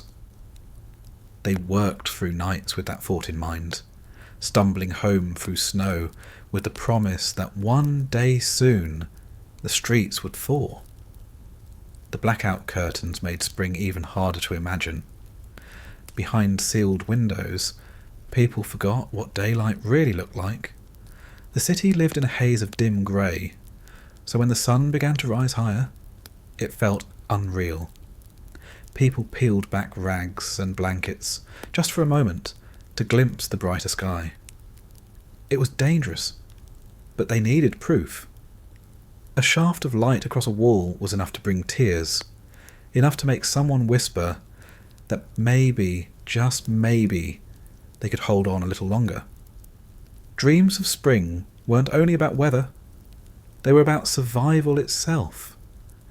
To imagine green grass and running water was to imagine being alive long enough to see them. The dream gave purpose to the endless routine of bread lines, water hauling, and freezing nights. Without it, each day would have collapsed into despair. With it, even the faintest idea of flowers or warm air could carry someone through another week. Of course, spring didn't solve everything. When it came, hunger remained, bombs still fell, disease still spread. The mud made movement harder, not easier. The thaw revealed bodies long hidden under snow, streets littered with the frozen dead that had lain unnoticed through winter. The air stank of rot and damp earth. But by then, people were already invested in the dream. Even when reality disappointed, the belief had already served its purpose. It had kept them alive. Survivors later said that what they remembered most from that winter was not just the hunger or the cold, but the waiting for spring. The long nights whispering about sunlight, the long days scanning the sky for signs of change. The city endured because it kept looking forward to something that wasn't there yet.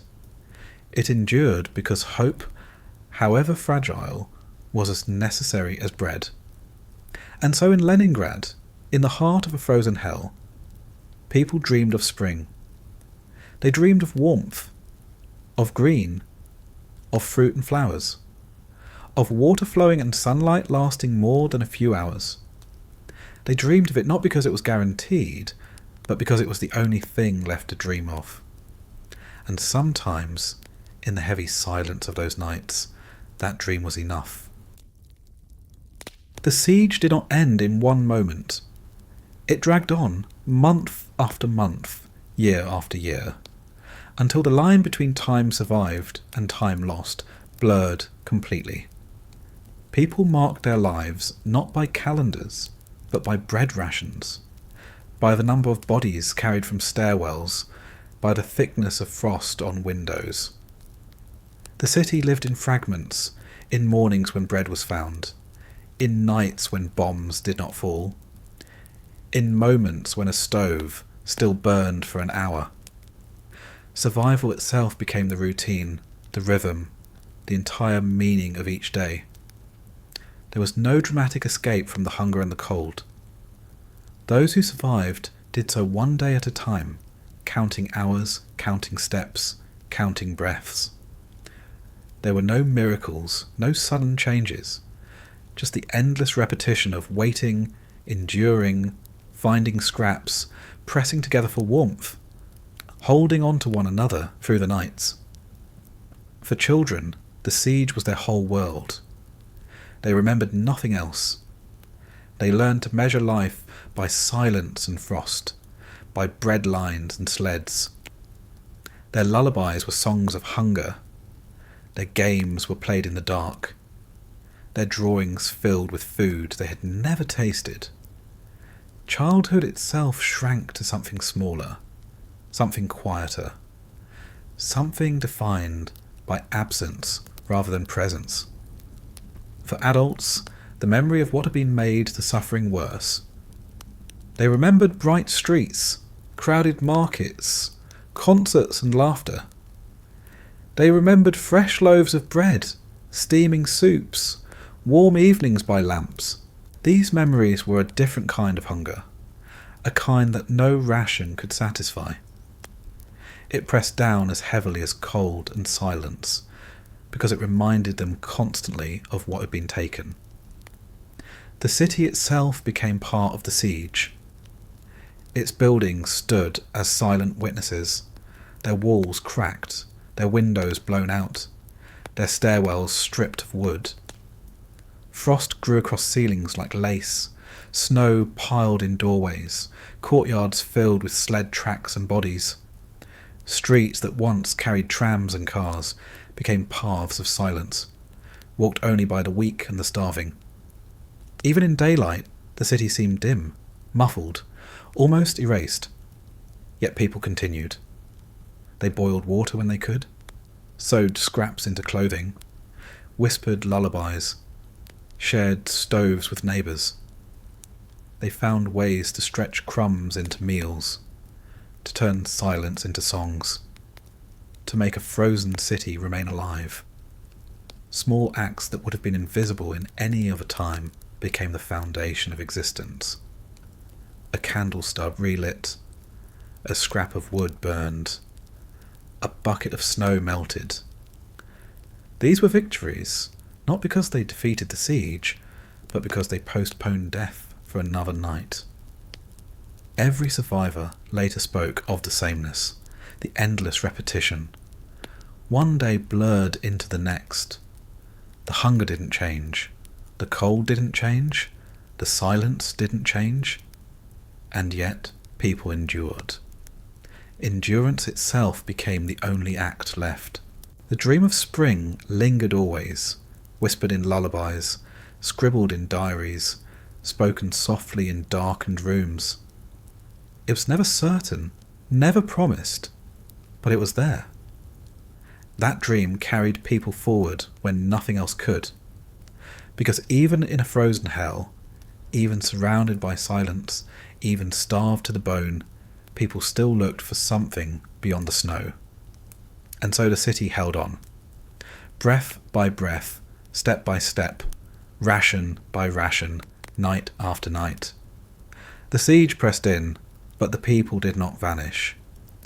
They survived not through strength, not through abundance, but through persistence, through quiet acts, through the refusal to let silence have the last word. In the end, the blockade lifted. The city breathed again. But for those who endured it, the memory never left. The hunger, the cold, the silence, the frost, the lullabies, the dreams of spring, all of it remained, carved into their bones. The world around them changed, but inside the siege never really ended. And when they spoke of it years later, they didn't speak of battles or strategies.